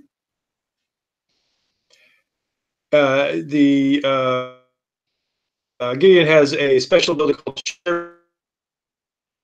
Then choose one other creature other than you that is within short range. That target also heals equal damage equal to its healing rate. Okay. Who are you going to do that for?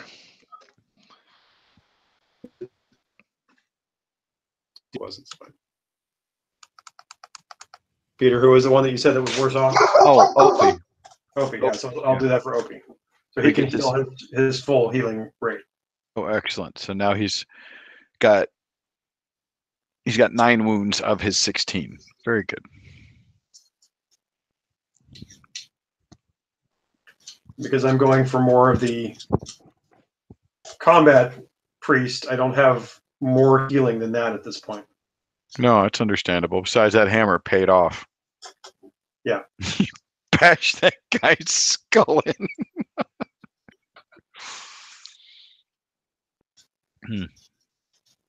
So yes, at this point, I think we should at least retreat to somewhere well away from here. Yeah. Back to the pig or further. I think the pig farmer. I think the pig farmer is a good safe place for us. We can talk to him and see if he wants us to deal with more. But we found 2 kinds of creatures out here, which could probably be taking his pigs. Right. And we can go back and report now that the guild should probably send out, a few more soldiers because there's some nasty stuff out here. Yeah.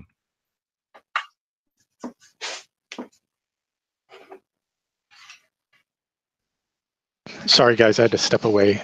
Healing, did you get all your healing solved? Yes. We were discussing. He was apologizing for not having more healing, and I said, no, that hammer spell really paid off. Was it a spell or an ability? It's a spell. Trait. Okay, the healing spell. I'm sorry. The hammer was a healing spell. The healing was a trait. The hammer was a spell. The healing is a trait that you can use once a day, probably. Yes. Once per until Till a rest. probably once a day. A rest is like A night's sleep. Yeah, it's 8 hours rest. Yeah. Okay. So we were discussing the fact that even healed, I'm personally not in the mood to deal with more of these guys. I'd like to search their bodies for things of value as well as evidence we can take with us. I think we need to get back to the farmstead. Oh, let's take some identifiable things like ears or hands, or I don't know if I want to take to show to the guild. No, but no, absolutely. That's what I was thinking, like an ear and weapon or things like this that will identify them. That's what I was hoping to kill a goddamn wolf. A wolf ear would have been pretty cool. Right. Okay, so searching the bodies, they don't have any possessions on them. They're pretty much naked. They don't even wear clothing. The weird thing is that membrane of flesh that goes from their wrist to their hip kind of fills the entire part of their that armpit area. Mm-hmm. And they use that as kind of like a shield when they're fighting, that bit of skin. I was expecting it to be like flying squirrels. That was my thought exactly. Rocky and Bullwinkle. Mm. We're not spending a lot of time searching bodies, by the way. We're doing and then they have these short kind of fighting spears, kind of like almost like a Zulu spear. Mm-hmm. Saki. Okay. So what you wanted to take a trophy or something? Was that hearing? Well, we need just some evidence, and we need to go back to be able to show the guild something, like the skin, the skin thieves, with those super bladed hands. I figured those we would have cut a hand off of to show the guild what we're dealing with out here, because our job was to come out not to clear the place, but to find out what's out here and make a report. Am I correct? Mm-hmm. Yeah, because Nils pointed that out last week. Mm-hmm. I think it's in our best interest to get back to the farmstead for the night. That seems the closest place for us. Okay. It's closer than the crossings? Much closer than the crossings, yeah. The Okay. crossings is probably 16 miles away from you. Oh, so Will and the girl would have gone to the farmstead. Or even to the cross. I mean, they probably would have stopped at the Farmstead. hamlet. You put her in whatever was closer to us, so that she could have a place to at least sleep the night and maybe calm down before a longer trek. Yeah. Okay. Sure. So you're gonna head for the farmstead, right? Yeah, I think we need to retreat to a safe place as opposed to trying to hide in that cave. Okay. Sure. So I think it would be well into the evening by the time you make your way out of the forest and to the farmstead. Let's just see if there is any kind of encounter. Good thing you're looking for a low roll. Yeah, good thing. So as you're making your way towards the farmstead, you all get to about here, and you come upon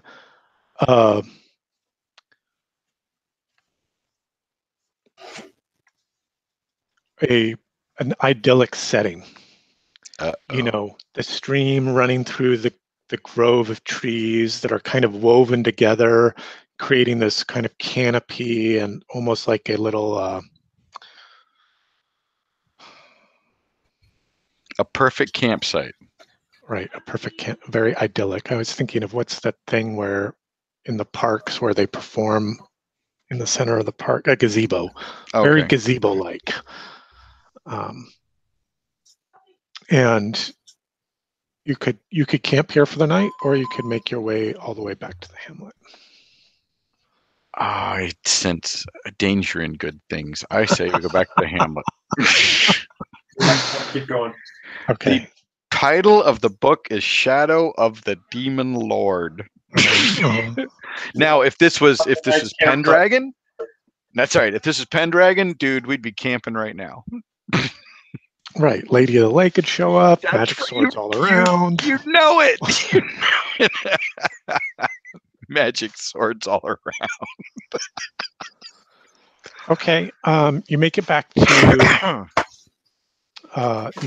the camp, and Haim's still there.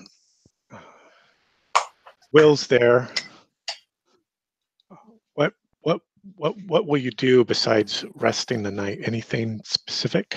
Oh, we're gonna tell Haim everything we've seen, and roughly the numbers, which means if we've seen this many, there's probably more. Mm-hmm.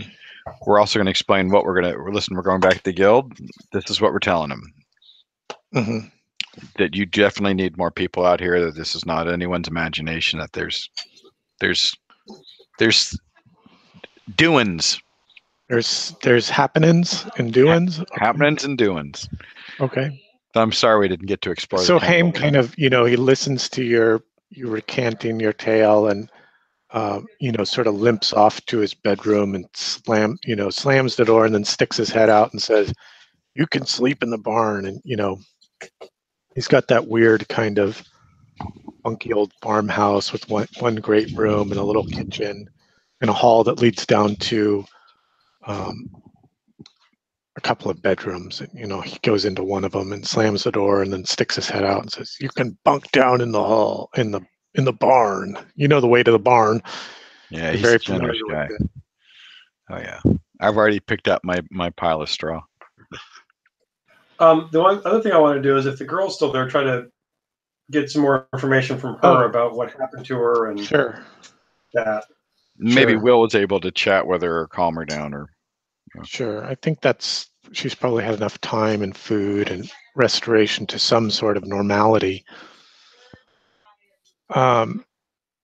You learn that her name is Delia, and that she was a band of some treasure hunters who had gone out to this shrine, this ancient shrine, supposedly an elven shrine.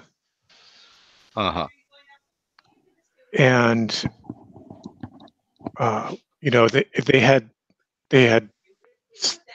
they had a long and difficult journey through the woods. They had come from the north, not from the crossings. And when they made their entrance to the shrine, they came upon a great door, and she was thinking, "We shouldn't go in here." But one of her companions, Franz. Yeah, Franz. Often confused for Lars. They look a lot alike. Often confused for Lars. She describes Lars as, this great strapping lad with flowing golden locks.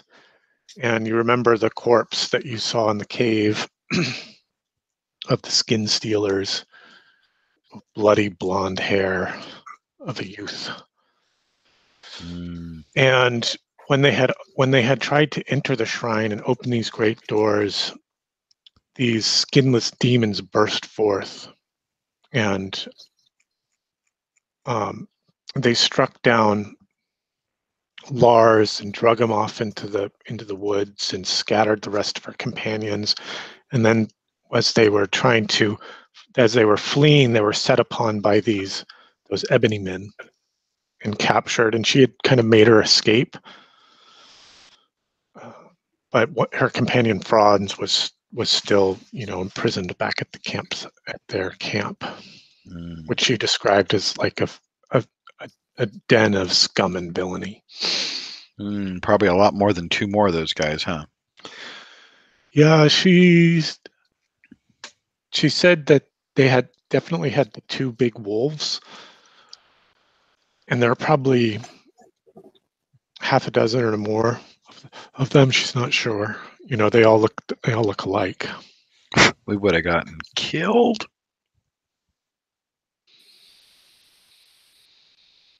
So that's That was the about camp. all that you can. That's all that you can get out of her. You know, and she's pretty much a wreck. So that was the camp that we were approaching, not like her friend's camp. Correct. Right. That was the Her- camp. That was the Night camp skin. that you had been tracking your way towards. That you had been making your way towards there in the south. Right. And then the structure that was on the map, that was the shrine that they went to. Yes, exactly. Okay. Guess it's a good thing we didn't go there after all, huh? Yeah, sounds like we did what we needed to do more. Mm-hmm. I'm feeling good about it. Well, I will once I get healed up, but yeah. Yeah, I agree. So are you guys just going to bed down for the night and take the rest that you so richly deserve? Let's see if we can't figure out what recovery rates look like and things like that. And Boobies is going to keep watch. Oh, because he's a clockwork and he doesn't need to sleep. Right? Right. Exactly. Words.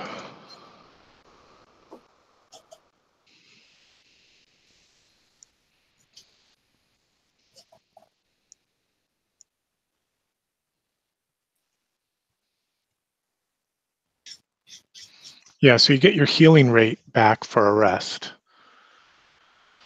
So dawn breaks uneventfully on the hamlet. It's now into your third day, as the beginning of the third day of your expedition from the crossings. Mm-hmm. And what will you do? I think. What was that, Nils? We're assuring the pig farmer. I think we're. Yeah, we heard you break up a little bit there. It sounded like you were saying you think we're good and it might be a good place to stop for the night. Is that what you're suggesting? Pretty much. I said we're pretty much done. We've other than reassuring the pig farmer about our findings and what we'll tell the guild, I think we've done what we've come to do. I think you're right. I mean, we could go down and see how many more of these ebony guys are, but I think it's the ebony guys who've been stealing the pigs. I think the skin thieves are a new arrival thanks to these kids and their goofy dog. Okay. Yeah, I think we need to return to the crossings and report to Lady. I've forgotten her name now, but my connection, Gates, right? Lady Gates. I think it was it. Yeah. Didn't we see the skinwalker like run off, or we saw something flapping and we assumed that it was a skinwalker, but it could have been the flappiness of the ebony. Well, right? the thief that stole something was flapping as it ran away, and the pig had been skinned. We then found skinwalkers. Yeah, that was pretty. Skin thieves. That was a skin stealer or a skin. What are we calling them? Skin stealers. Skin thieves. Skin thieves. That was definitely one of the skin thieves, and you know, skin thieves are twice the height of a man, but they have no skin, and they drape bits of other skins that they harvest about them to try to make them feel more comfortable in their skinless state. And that was what you saw running off from the hamlet the first night was one of the skin stealers, or that first morning actually. The ebony men, you only first encountered them when you were in the woods. Right.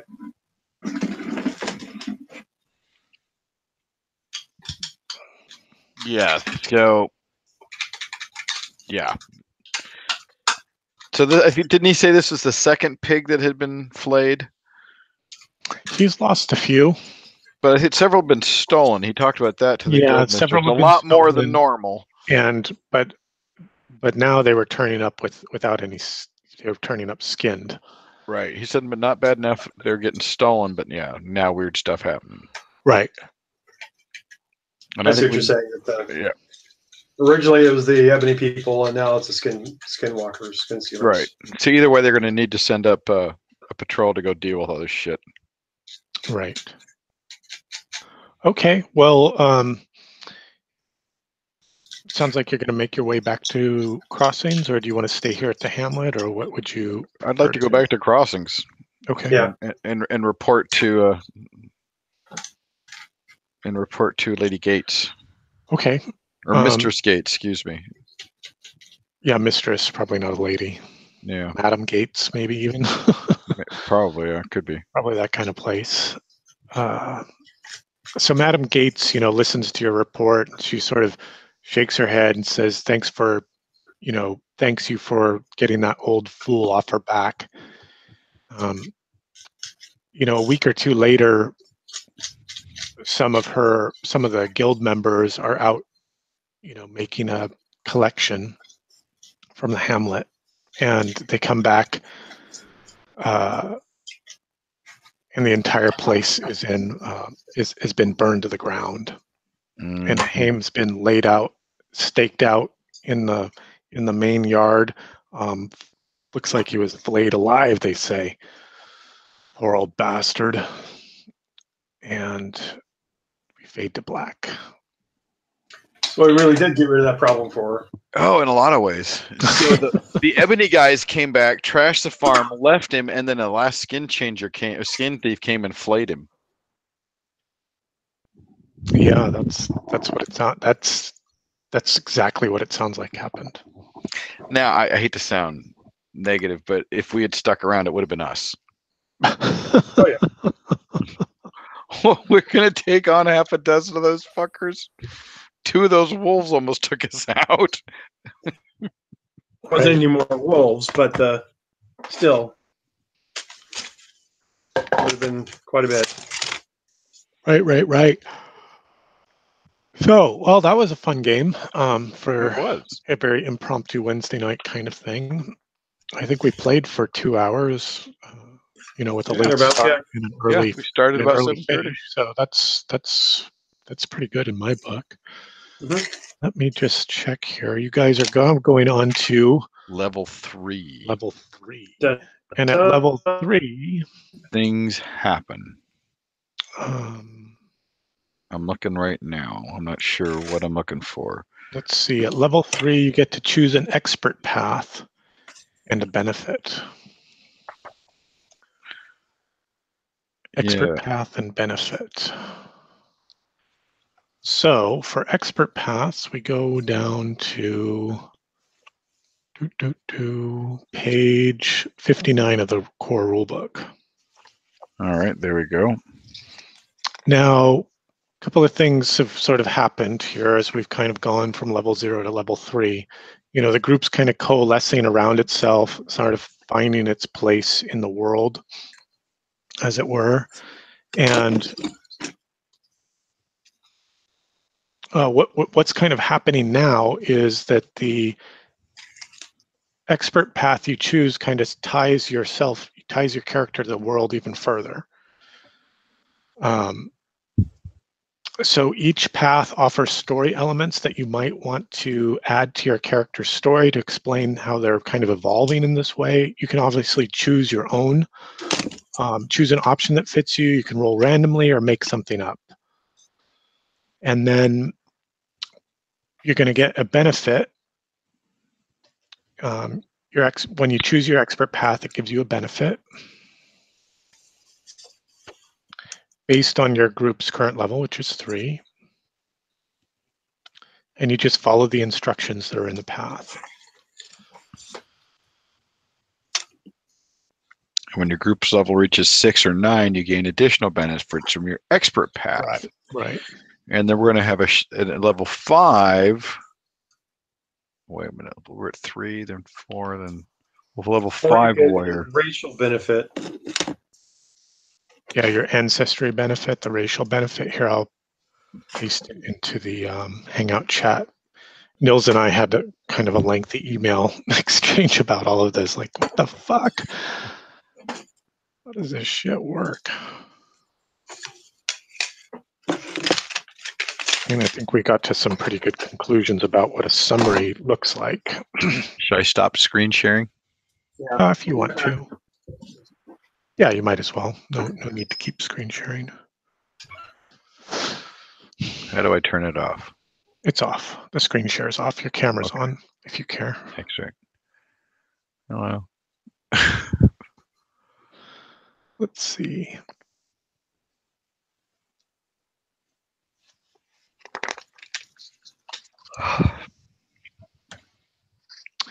Yeah, so, and then Oh, I see. It's these aren't based on things like rogue or warrior or whatever. These are more like classes, right? paths of faith, paths of power, paths of trickery, paths of war.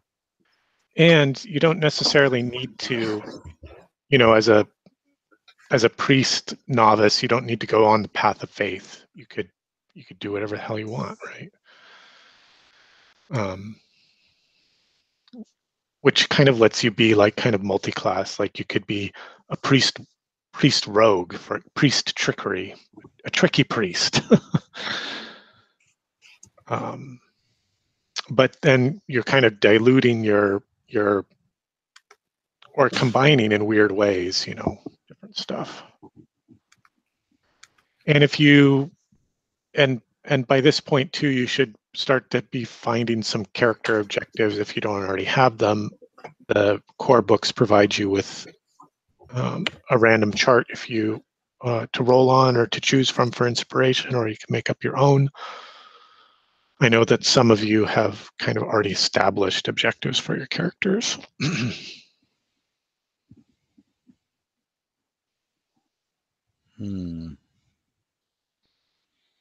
I don't see Opie being a paths of trickery. Interesting. I might even see, maybe. That's okay. I think that's cool that you're kind of thinking outside the box there a little bit. Well, he started to develop that rune magic, so I'm thinking maybe even shifting more druidic, trying to protect the land. But then he starts sounding like Gerda. I got to be careful. Yeah, I mean, it's pretty easy, I find, to sort of fall into like an archetype that I can play, in an RPG, but.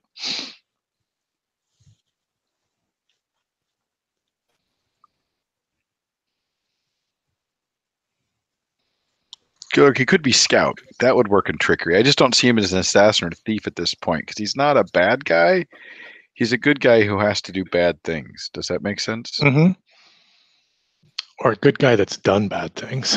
Yeah, who's not afraid to, but would rather not, but has. Yeah, exactly.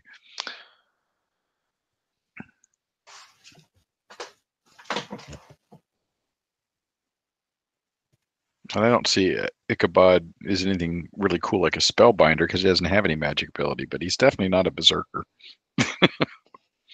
But he could evolve. He could evolve to that spell binding ability, right?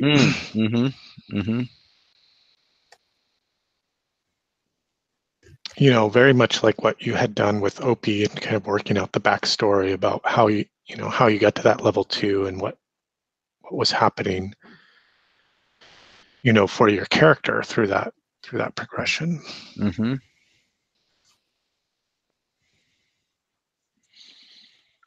Yeah, I think Opie could go very much scout, skilled in stealth and observation. Scouts gather information for their allies, which is what he's always done. That's been his style, and then that rune magic just sort of adds flavor to that. He's very much more tied to the land through that now. But so let's take a look at Scout, which this looks like it's on page 70. Well, that's an ugly scout. So as a level 3 scout, you get to increase two attributes by one. Your characteristics for perception, health, and speed get modified. Very nice. You can pick up a language or take a wilderness profession. That was all back from the level 0 stuff, if you remember those profession cards. Then you get alertness, forward observer, quick reflexes, and trackless. Oh, nice. And then there are some story development prompts that you could use. Right, about how you did roll it. randomly, or you could choose one, or you could make one up yourself that sort of lends itself to how you're evolving from this rogue to this scout, which is, I think, is kind of one of the more interesting things about the character progression, right? Mm-hmm. And this could be done over, this leveling from level 1 to level 3, and then the next adventure could take place over a span of months or maybe even a year or two. Sure. Right? It doesn't necessarily need to be specifically linear or no. And I don't think I'm going to take a immediately language. following. Yeah. And I'm not going to take a language. I already feel like I'm going to take a wilderness profession because I have a feeling the guild sent us on a couple more things like this that we've had to deal with. And so he's had to hone these skills and get better at being quiet in the woods or whatever, and running point in the diamond formation. And they make use of that. Right. So I think I think scout is the direction we're going to go with OP. Okay.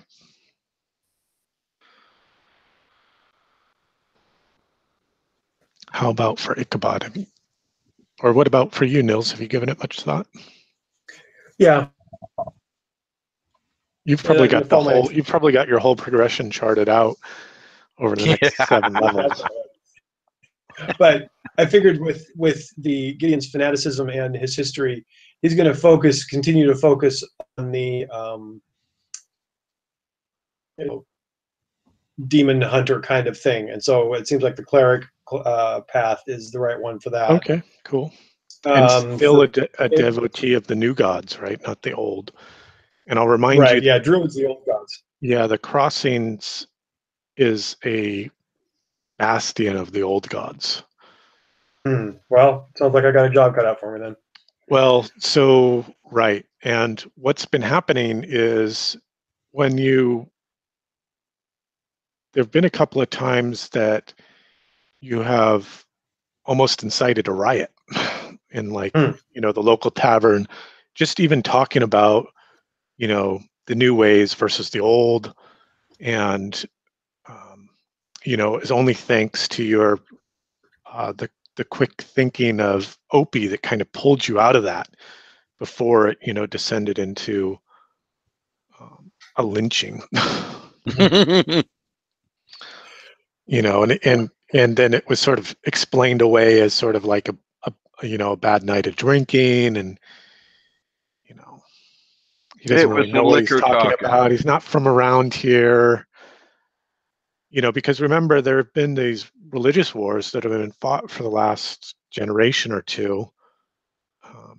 And the last major, there was a major battle that was fought near the Crossings, one of these, between these two opposing armies of the opposite faiths on the far side of the river. And but that was 5 or 10 years ago. It wasn't recently, but it was within enough memory to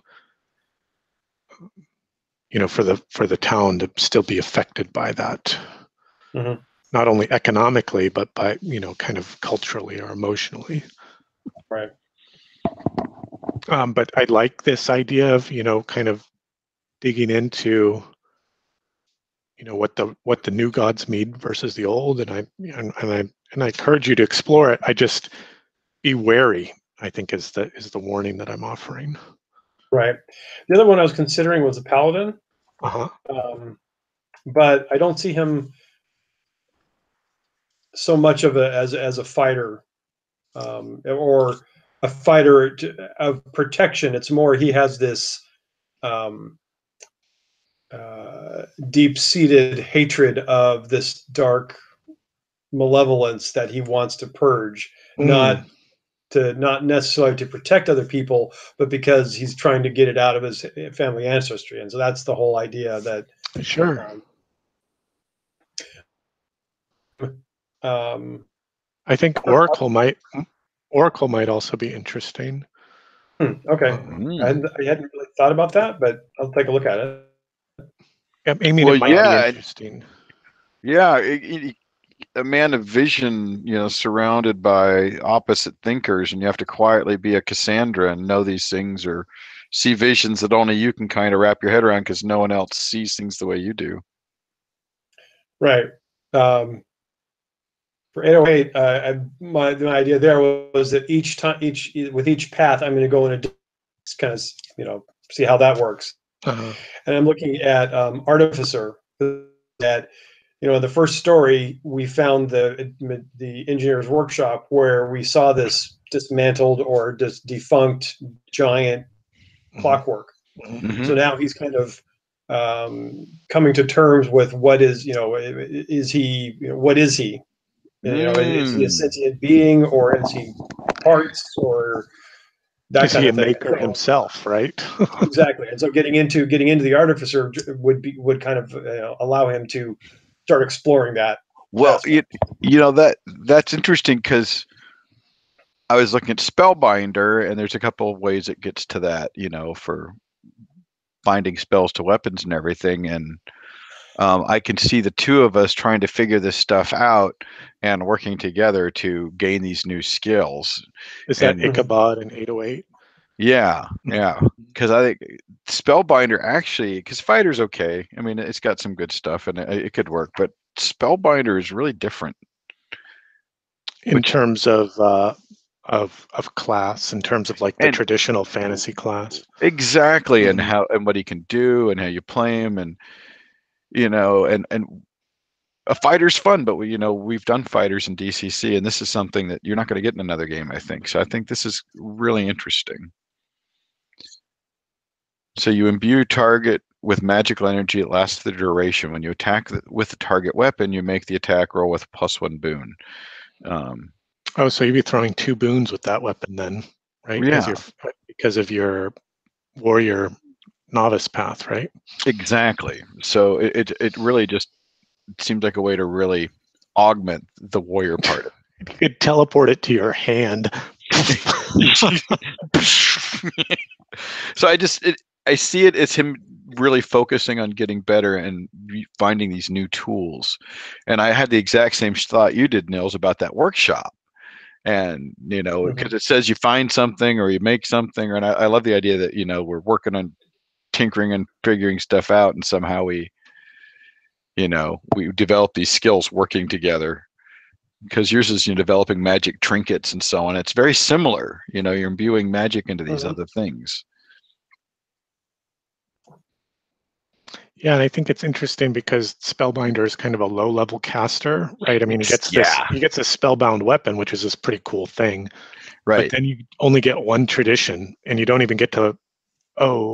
You get one tradition, or learn a spell from a tradition you've already discovered. So you don't have a tradition yet. So you'll just be getting those the tradition, the cantrip spells, the level 0 spells, or one of the level 0 spells.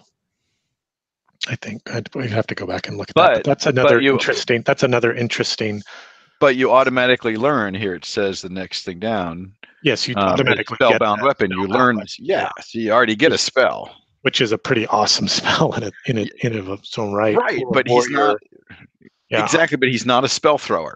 Right. And he's not a fighter magic user. Right. He is a warrior who is able to augment his weapons, and theoretically someone else's if then you get this one other thing, right? This one other cantrip spell from a tradition that maybe you would be learning spells from at a later time, right? So I think I'm going to go Spellbinder. It's different. Cool. I think it is different. It's not your average warrior. So Scout, Spellbinder, Artificer, and Cleric. Probably Cleric. Not Oracle. Okay. I don't know. I have to look at it, but I'm gonna look at I'm Oracle thinking- just because I'm curious now. Having a entity possess your body is going to be even less. Oh more no, noticeable than- no! That's too much like Iridian anyway. Next thing you know, you'd be growing hair, and it's just not good. Ooh, Claire could be a fun figure to paint. It's like those the nuns with those crossbow pistols that I gave you. That you did all the blindfolded nuns. Yeah, the two, they're like assassin Yeah. nuns. Yeah, Or sharpshooters or duelists or something. yeah. Some of those cool figures.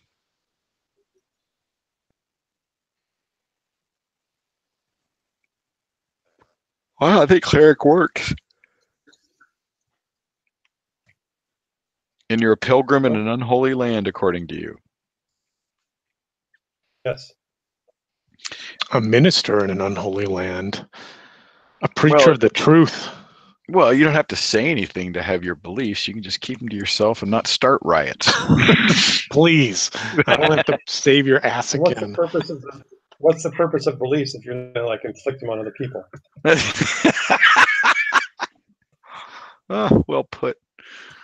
Ooh, so now I have some stats to adjust here. So, who are we starting with?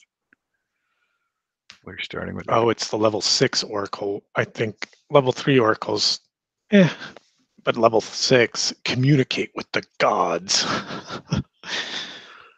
Hello. What's a level 6 spellbinder? What's he get?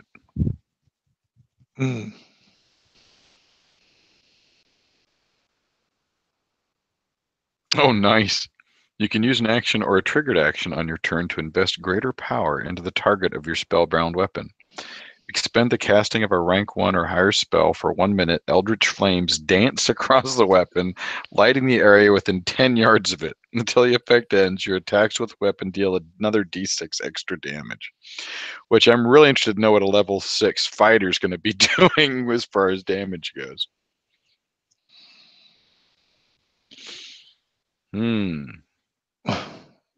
But level 3 fighter gets fight with anything and a fighter talent. So there's a talent list. Fight with 2 weapons, half attack, powerful attack, precise attack, shield bash, swift reload, swift shot. And then fight with anything, improvised weapon. If an improvised weapon is less than a d6, you always get a d6. Nice. Smash you with this chair. Fighter's got some great stuff, but Spellbinder seems like more fun to tell a story with. Yeah, but I think that's going to be cool. And it'll be even cooler when you figure out which magic tradition you're gonna pick up of all the hundreds of magic traditions in the set.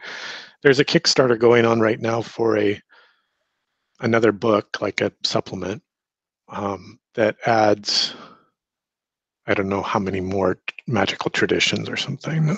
Oh my God. Yeah, it's something ridiculous. Yeah, I had to laugh. I mean, the guy talks about it being wanting it to be a simple game, and then there's all this. So I think you're right. I think the simplicity is in the mechanics and the gameplay, but not in the maintenance and record keeping. Right. Well, especially when you theoretically are going up a level every time, and the level you're not just progressing to the next level, because inserted in there is different changes, basically micro levels is how I see it. Mm-hmm.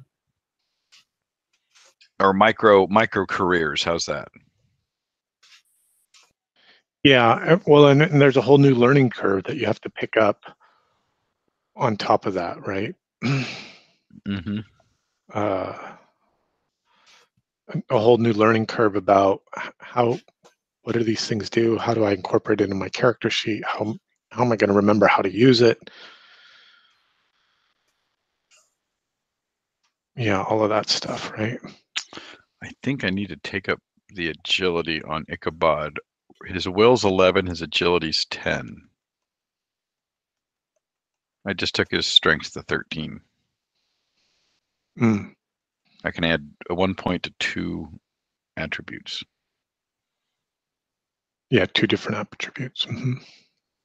I think we're going with agility.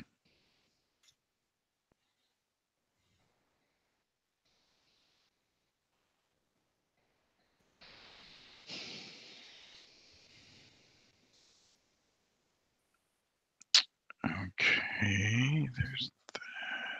Ooh, health by 3.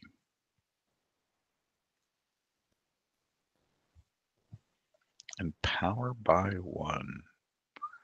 I have the power! Grayskull. So I'm looking, of course, pick the school. And one of the cantrips is called Magic Wrench. You create and chuck a wrench, make an intellect attack roll as defense. On the success, target takes a d6 plus 1 damage and falls prone. If you roll knock him out with a Clunk. On an attack roll of 20 plus, the target becomes a round. You're going to carry a bag of wrenches. If you can dodge a wrench, you can dodge a ball. Shouldn't it be the other way around? You ever seen dodgeball? No. Here it is. I just found it. It's Shadow of the Demon Lord, Occult Philosophy. It adds 800 new spells. So that's 80 new traditions. Oh my God, I can't keep up with it's in here. I know. That's why I was like, I'm fine with the base. I mean, there's plenty here. Well, but that's if you. But doesn't this have a beginning, a middle, and an end, basically? Mm-hmm. Mm-hmm. And let's see, they did 44,000 on it, and I think it's closed, so you're safe. Well, I'm not buying anything. Yeah. I spent my money on Christmas. But yeah, I mean, their catalog is pretty deep.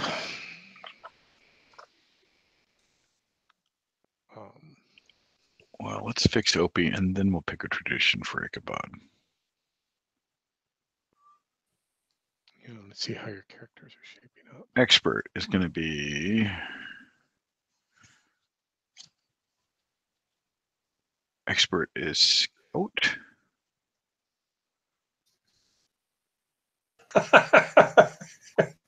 That can't be good.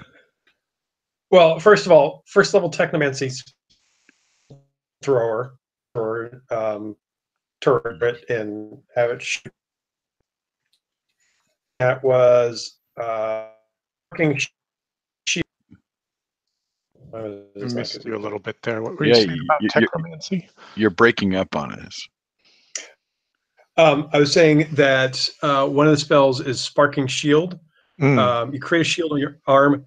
When a creature attacks you and gets its sparks, and the attacking creature must make an agility challenge roll. On a failure, it takes a d6 damage and is moved a d3 yards away from you, falling prone at the end of the movement. So you like knock it back with these sparking bits off your shield. Yeah. That's pretty cool. Yeah. So, well, I'm going to do this drop off, so I'll see you guys next week. All right, man. I'll catch up with you later. It's good to hang out tonight. Yep. Absolutely. I needed it. And we'll wrap up the recording. I think it's been going.